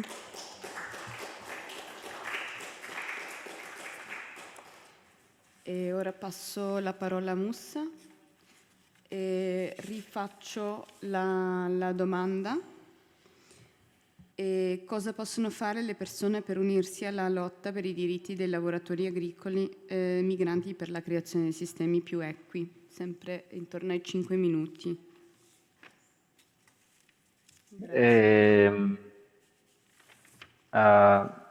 Come abbiamo parlato e come sono parlati tutti i miei colleghi, è l'unica cosa che facilitare all'integrazione sul territorio qualsiasi paese è la lingua. E la lingua è soprattutto, io le vedo, è questa la porta che è entrare, diciamo, dalla casa. Quindi dobbiamo svolgerci tutti sulla lingua, che dobbiamo essere tutti qui e qualsiasi immigrati che stanno vivendo in Italia deve esserci imparate le lingue, soprattutto. Quelle le vedo io, queste le chiavi. E poi sono nostro il piccolo cose che dobbiamo creare, come hai detto prima, come la musica che è facilitare tutto, che dobbiamo scoprire alla, a conoscenza da tutti e varia cultura e questa soprattutto che dobbiamo crearci anzitutto. Però ho fatto un po' di in giro anche in Francia, in Belgio e soprattutto come alla differenza o alla distanza sul qualsiasi, lì io non le capisco qual è il nero, qual è il bianco, perché tutti si hanno insieme e poi chi sono le persone colta e che parlano come le stesse, diciamo, le lingue del paese e le persone quando parlo la lingua è integrata sola, non ci le puoi integrarti perché da sola le crea, eh, e crea il sua relazione per tutti. E dipende dalla sua umiltà, dipende dalla sua, diciamo, il suo carattere e questa le vedo io soprattutto delle persone. E quindi io vedo in Italia perché tante cose gli manca e quando manca il sostegno e manca tante cose. Se è una persona che la mattina non va a lavorare e non riesce pure a mangiare e fare le cose. E il primo sostegno poi non c'è. Io ho visto un sacco di ragazzi che sono arrivati in Africa, sono arrivati qui che hanno accolta da una come associazione, ma ci manca tante cose per loro, se non vanno a lavorare ci stanno in difficoltà di mangiare pure. Questa è una cosa, basta tempo, quando le associazioni che lavorano sull'immigrazione, intanto io non indica, io in nord non sono andato, non le capisco tante cose, però nel sud non funziona così, basta che ti mettono una casa e poi tu te ne danno forse 70 o 70 euro al mese e poi cambi da solo. E questa l'hai visto, ho chiesto a un sacco di ragazzi che vivono nella varie associazioni. Quindi come una persona che riesce a vivere da 70 euro al giorno al mese. E questa è la difficoltà. Vanno a lavorare perché li lasciano, che cosa è? Li lasciano alla scuola. Li lasciano alla scuola per imparare le lingue e vanno a lavorare e cercano un lavoro e riescono a sostegnano loro stessi e anche alla famiglia. E questo è un problema grosso che qui poi vivere da un anno e quando lo trovo qualche documento esci fuori dove vai? Vado a vivere nella campagna e casa casolare, cose campagna e case abbandonate e così. Questa è la vita che stava qui. Io ho vissuto e tanti altri ragazzi vissuti e stanno le stesse cose che continua a fare. Quindi non riusciamo a fare un'integrazione o per queste situazioni che costringere la persona con questa vivenza. Le cose che favorire al sviluppo di fiera o mantenere la persona che, come le ho detto io, perché io lo punto sullo Stato perché lo Stato che non sta a fare niente di sostegno, quello è il problema grosso che noi lo troviamo. Lo Stato italiano sta un poco, diciamo, il suo mano corto per non le guarda tutti questa perché io non la capisco bene, diciamo, alla legge, però e questo, diciamo, o fanno apposta perché non lo vogliono l'integrazione con i ragazzi, non lo so, extracomunitari o così. E questa io, per esempio, gli dico, non dobbiamo vivere così, sicuramente c'è una cosa che si cambia, però se cosa ne cambia che dobbiamo unirci a tutti e dobbiamo trovare una mano eh, cittadini italiani e cittadini locale, qualsiasi paese, qualsiasi regione, perché dobbiamo stare tutti insieme per dire che questa non ha una vita di nessuno, io non sto nel mio paese, ma sto qui e dobbiamo cambiare il nostro stringere lo Stato, dobbiamo cambiare qualcosa.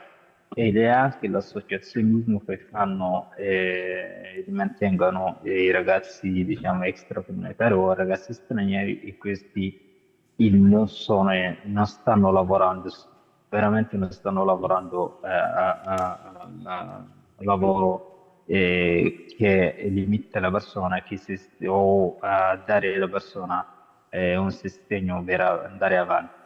Nessuno voglio una vita malevita, ma tutti vogliamo una vita, anche se anche poco, ma accolta e bene. Dobbiamo essere umili, soprattutto dobbiamo essere umili, dobbiamo essere guardare e tutti noi che non abbiamo nessuna differenza. E la pelle non cambia. Grazie. Grazie mille, Mus. Grazie mille e grazie a tutti. Ora, sempre che parlerò in italiano, e per averci dato degli elementi veramente molto interessanti, anche molto coerenti con tutto il discorso di questa mattina. Ovviamente queste domande erano una provocazione, no? Cioè la responsabilità non è solo da entrambi i lati, quindi datori di lavoro, amministrazione e dei lavoratori, ma qua è una lotta che va amplificata e ognuno di noi. Infatti una delle parole che è stata proprio menzionata è la responsabilità di ognuno in praticamente a unirsi, a prendere consapevolezza delle cause. Infatti io devo dire, mi sono risparmiata di parlare dopo Gabriel perché veramente il suo discorso è stato molto eloquente e molto molto bella proprio sulla questione quando ha detto what can you do, what is your skill, cosa puoi fare, cosa puoi potenzializzare, come utilizzare quello che hai, no, per la lotta in comune, prendere la responsabilità di una lotta, che è quello che, possiamo dirlo, ha fatto Iriselda, no? Siamo qui anche per questo, è perché lei si è messa cosa ho per fare e lottare per la lotta dei lavoratori agricoli, e quindi ringrazio tanto per questo spunto.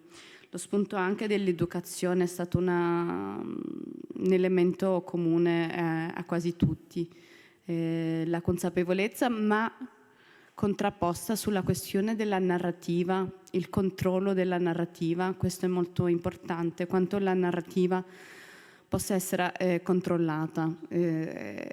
All'interno della ricerca c'è, ha detto Iriselda questa mattina, l'analisi del media scan, sia del Canada sia dell'Italia. Devo dire che fino adesso i risultati sono anche molto interessanti proprio per quanto riguarda la differenza della tipologia di protesta, no? In Italia una protesta molto più urgente, di impeto, come diceva anche lei, la rabbia questa mattina. In Canada ci sono delle legal actions che non si vede tanto in Italia, sono comparse nel media scan, c'è la petizione, c'è la call for rights al governo, quindi c'è una presa di responsabilità un po' più ampia. Quindi in questo caso molto interessante, perché ovviamente ancora non posso restituire le conclusioni, non siamo in questa fase, però già dalla prima analisi si sente la differenza anche dei contesti e anche come vengono visti i lavoratori. Vi dico solo, non so se posso spoilerare, Iriselda, posso spoilerarne qualcosa. Quando abbiamo fatto la prima fase dell'analisi della ricerca in Italia, abbiamo utilizzato le stesse parole che per il Canada, protesta dei lavoratori migranti.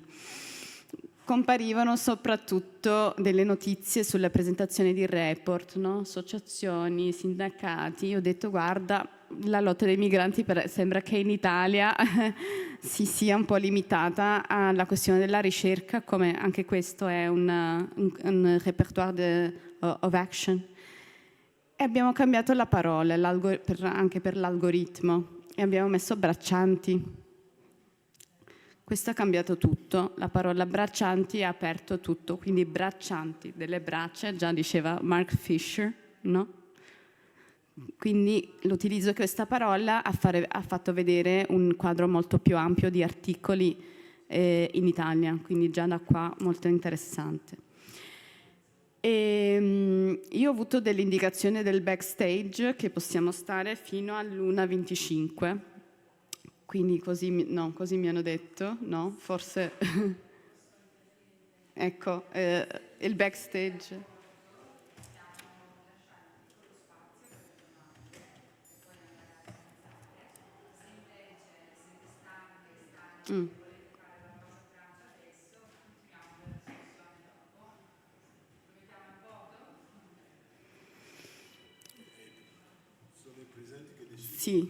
Sì, quindi alzate la mano in un contesto democratico.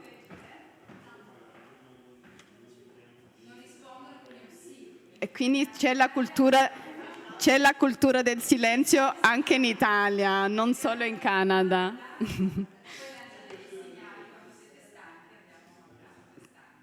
Quindi andiamo a pranzo. Cosa abbiamo deciso? Ok, abbiamo tempo per una domanda, quindi apro. I open the floor to you. Non so se sicuramente siete stati molto solleticati dalle 1000 riflessioni di questa mattina, soprattutto appunto di questo panel così ricco, anche se sicuramente se siete come me avete il cervello con 1000 che va in velocità 1.5 e quindi per Eriselda, ecco, chiamiamo Eriselda giustamente.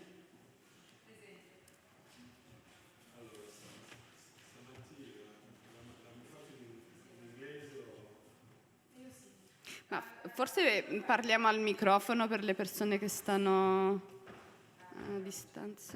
Tu vuoi metterti?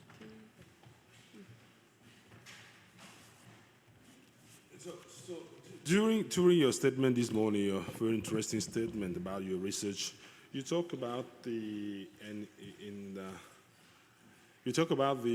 borders of citizenship, no, in Italy and in Canada, and I wrote it down because I believe there is a difference, no, in terms of borders of citizenship in Italy and Canada. You know, normally. When we talk about citizenship in Italy, I mean, in my union, we normally say, look at what happens in Canada when they swear for the citizenship. No, it is a large event. But in Italy, for instance, today you swear for the citizenship, you can be frustrated by the clerks or the employers of the city town hall.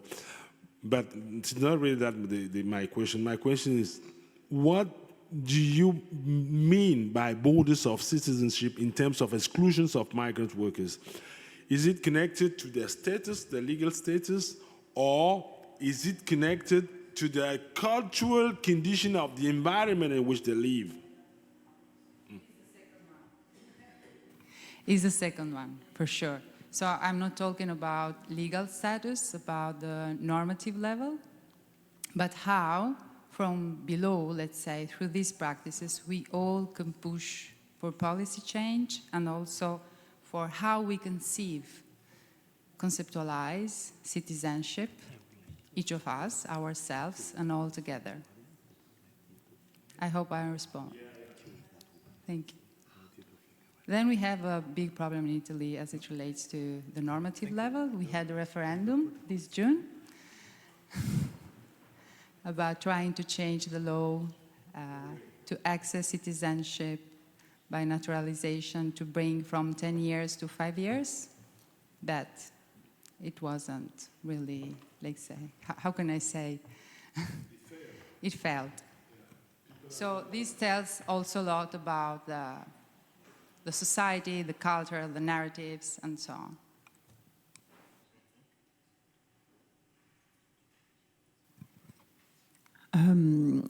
Approfitto questa mattina c'è la traduzione, quindi parlerò in italiano. Quindi la schiavitù moderna, la schiavitù in agricoltura, cioè dall'inizio della storia, ma adesso oggi possiamo parlare di schiavitù moderna perché non è più proprio schiavitù come lo fosse prima.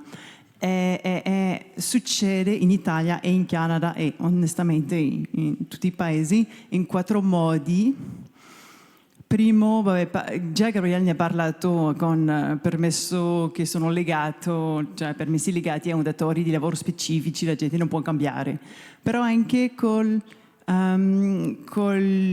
i datori di lavoro stessi che hanno il diritto di essere sponsor, che hanno la carta per rinnovare o non rinnovare la gente, lo statuto, solo è di fatto nella schiavitù tradizionalmente, cioè gli lavoratori non avevano il papel, cioè alla fine erano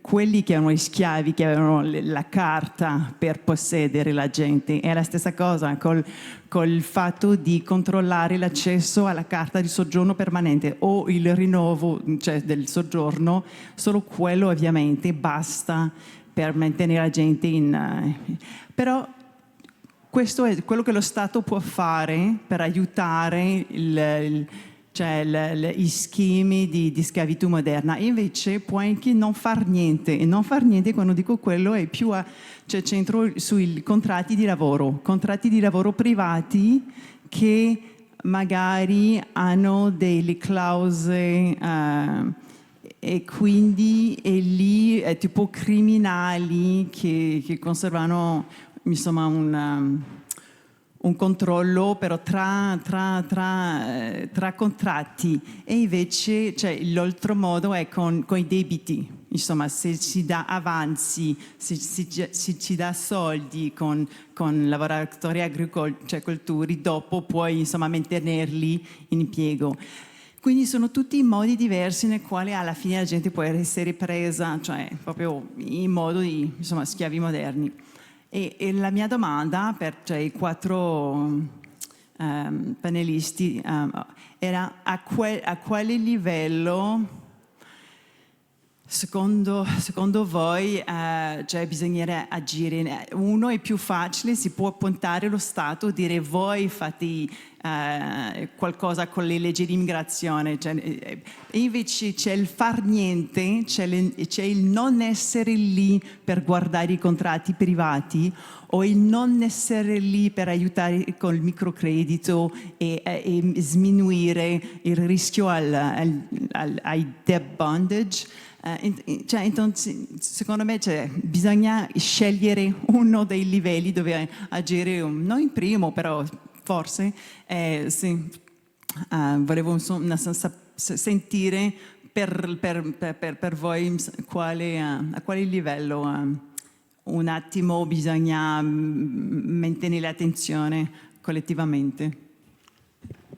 Risponderò in italiano, chiedendo alla traduzione di adoperarsi. Io credo che l'azione da questo punto di vista deve essere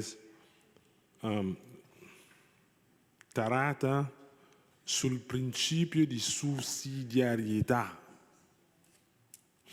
La cultura giuridica di questo Paese ha elaborato il principio di sussidiarietà davanti a una situazione delicata, complessa.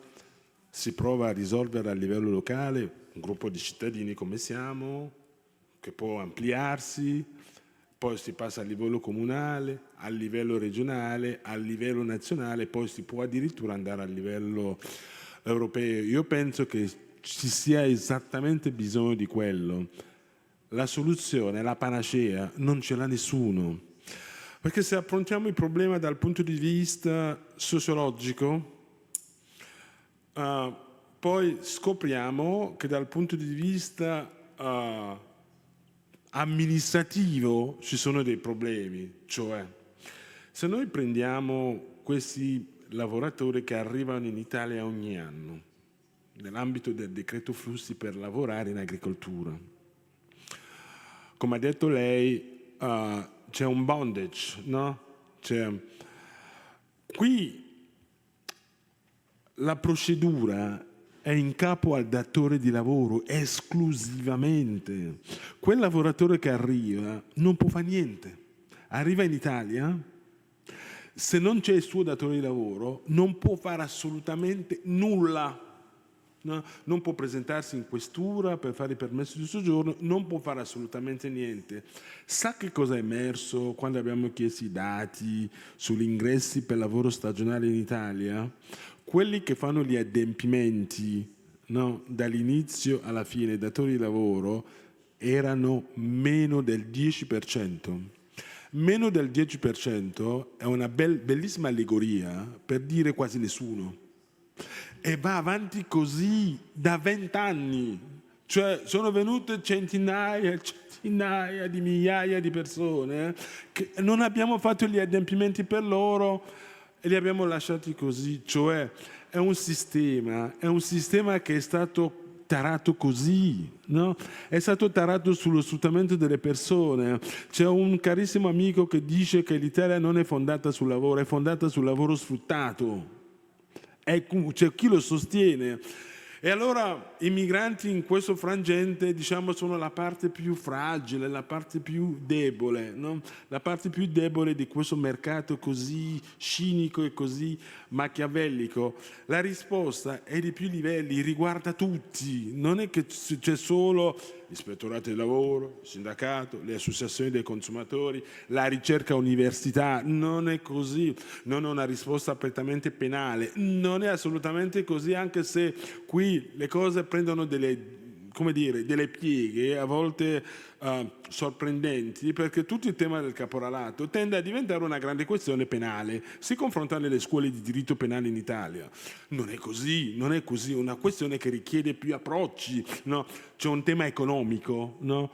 C'è un grosso tema economico. Se l'agricoltura, non la filiera, no, supply chain, se l'agricoltura è 2,5% del PIL, no, di questo 2,5% del PIL, sapendo quanto è un punto di PIL, quanto va ai lavoratori che producono quei 2,5% del PIL? Niente.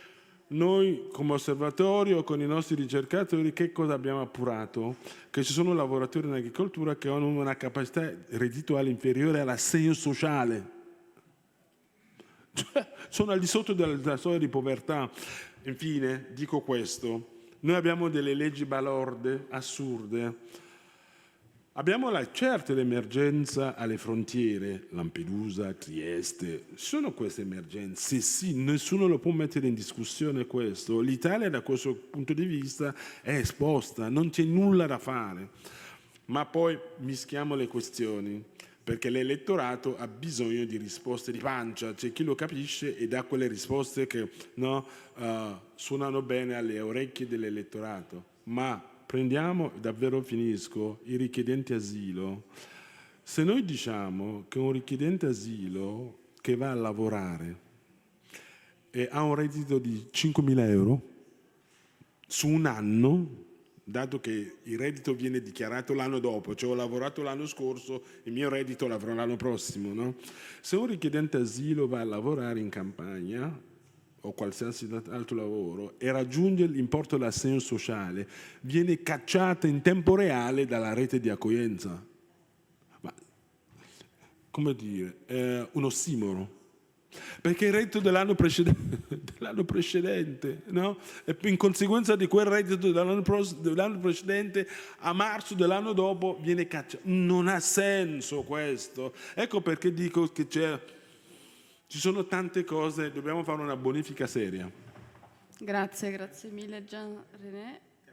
Yes, but Quickly, Gabriele, quickly, I want to say, he touched the issue of citizenship, and generally, rights is tied to citizenship. In Canada, that's why earlier we saw a picture of that. Status is one way of ensuring workers have rights. Status. I told you DET, and I also told you about DDT. In Canada, people from Europe, when they came to Canada, Canada told those people, DDT, we will not deny you rights. We will not deny you freedom. We will not tie you to an employer. How did Canada ensure that? Canada protected those people's rights or helped those people to access rights by granting them status as soon as they arrived in Canada. As soon as they got there, they granted them status. That status in Canada that's the passport. That's that thing that helps you to access those rights, to protect those rights. Status. I don't know what it is called in Italy, but accessing rights is very powerful instrument. And again, in those countries, the border. Are you a citizen? Are you a resident? Are you an asylum seeker? Are you a refugee? Are you a migrant? At the border, right? But it's rights that should be the concern. And citizenship, a lot of the time, they try to tie it to citizenship, but rights is a powerful tool, and I'm really happy to be here. Thank you. Thank you so much, Gabriel. And I think the summary of this is that permit or status it's a high coercive instrument and tool to maintain people in precarious conditions and life. I will ask you maybe because I think Gabriel was the person that spoke about fragmentation of allies. So from home, I don't know if you can see on the screen, there's a question, and we have really 4 minutes to answer it. Oh my God, someone took the screen. But it was when you mentioned about the fragmentation of our allies. What were you exactly? Can you go deeper on that? Yes, thank you for that. A couple of things I would like to say. religion, politics, race, so many other things separates us. We're all different. Our race separates us. Our religion, political affiliation, so many things separates us, right? And the politicians conveniently use this against us. And what unites us? What unites us? Justice or injustice. These two things unite us, right? And the politicians are very crafty in using these things against us. So let me give you an example. I wish I had the dictionary the politicians use. At one time, the politicians would say the migrant workers, these are low-skilled jobs. The word low-skilled jobs. So those guys can work in precarious conditions, non-unionized conditions, low skill. You see the word low?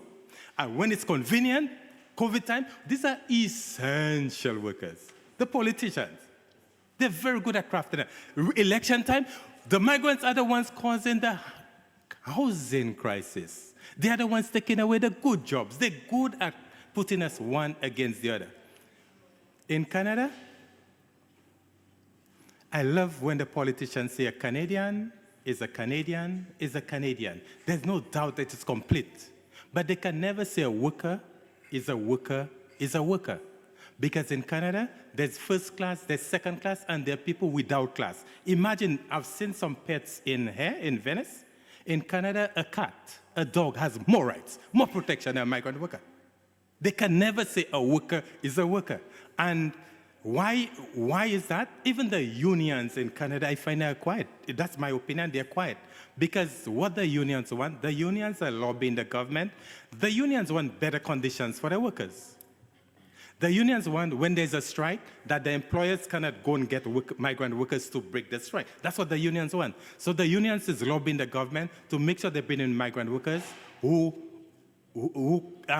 cannot break the strike.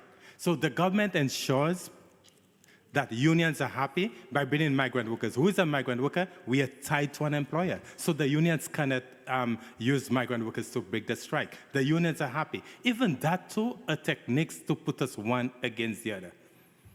We all know that unionized conditions improves our living conditions. We all know, look here, I'm looking out there, I can see that there's water. When the tides rise, what happens to the boats out there? They all rise. When migrant workers' conditions rise, improve, our society becomes better. They do not teach us those things. What they do, they pit us one against the other. In Canada, generally people say Canada is a peaceful country. I think so. It's peaceful. But it is peaceful. Is it because of justice or is it because of unjust laws? Think about it. Thank you so much, Gabriel. Really, thank you so much for ending this panel with these words. I thank you, everyone here, especially also Musa che ci ha accompagnato da casa e come avete visto ha preso anche queste ore per stare qui con noi anche a distanza. E quindi ringrazio tantissimo a tutti e a tutte voi che siete stati qui questa mattina con noi e soprattutto ai nostri relatori per tutto quello che ci hanno fatto ascoltare e che hanno stimolato il dibattito. Gabriel è l'autore di questo libro, Harvesting Freedom, e mi ha chiesto di darlo a una persona al pubblico. Io mi rifiuto di farlo perché penso che sia un compito molto arduo, quindi I was saying that I will leave the book here and the person that wants the book, I don't know how you choose because it's very hard for me to just choose someone from the public. Can you ask them, what's the easiest way or the most fair or just way of getting a winner from the audience? It's difficult for her, but what is a fair way? What's an easy way?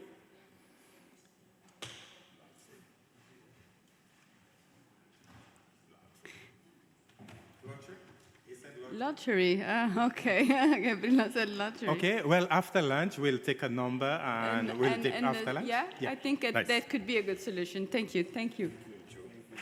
Grazie mille a tutti, grazie.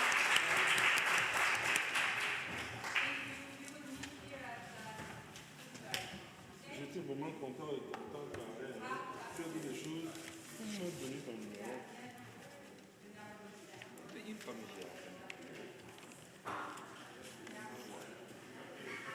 Vous êtes perdu ici. Oui, comme ils vont se tutoyer, je suis tu dois me tutoyer.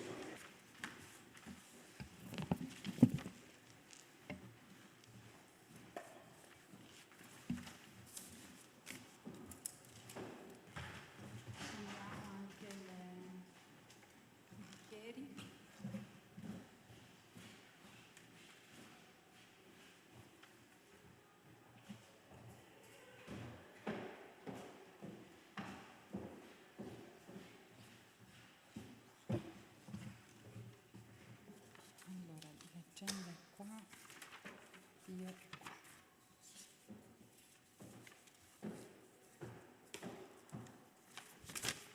Io tolgo i bicchieri e li metto da...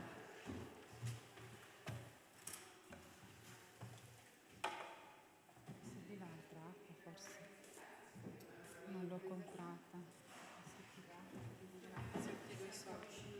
Al bar qua sotto sempre.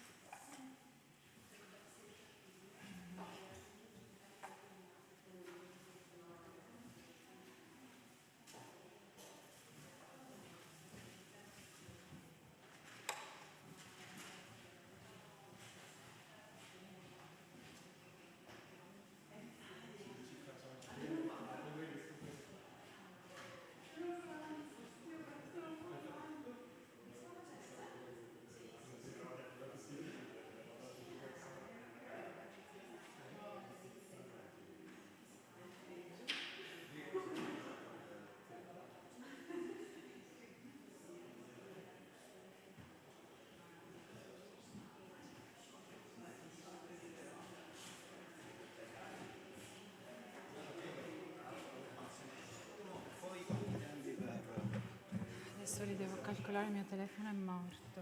Allora l'agenda sarebbe questa, sì.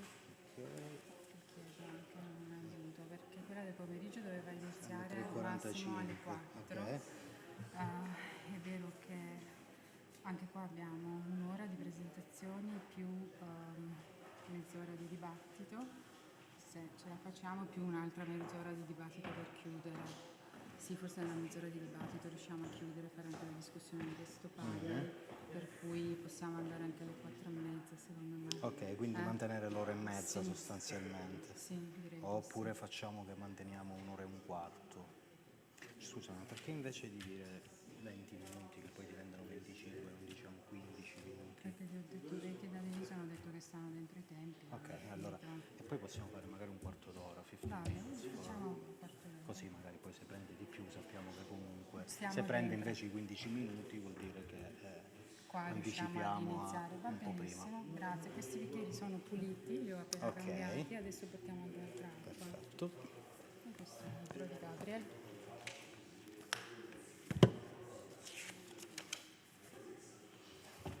Il mio. Io mi prendo queste copie per me. Ok.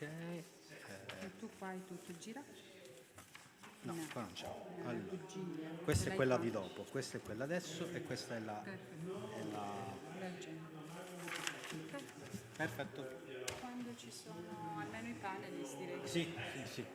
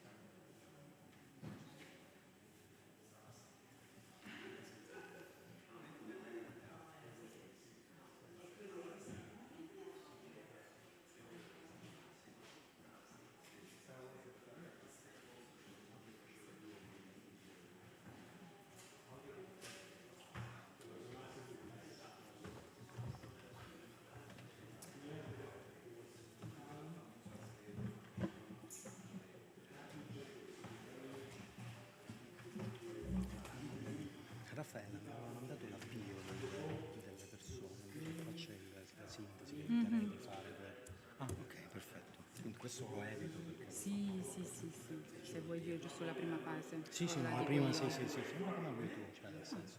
Ti lascio, tutti sei. Grazie.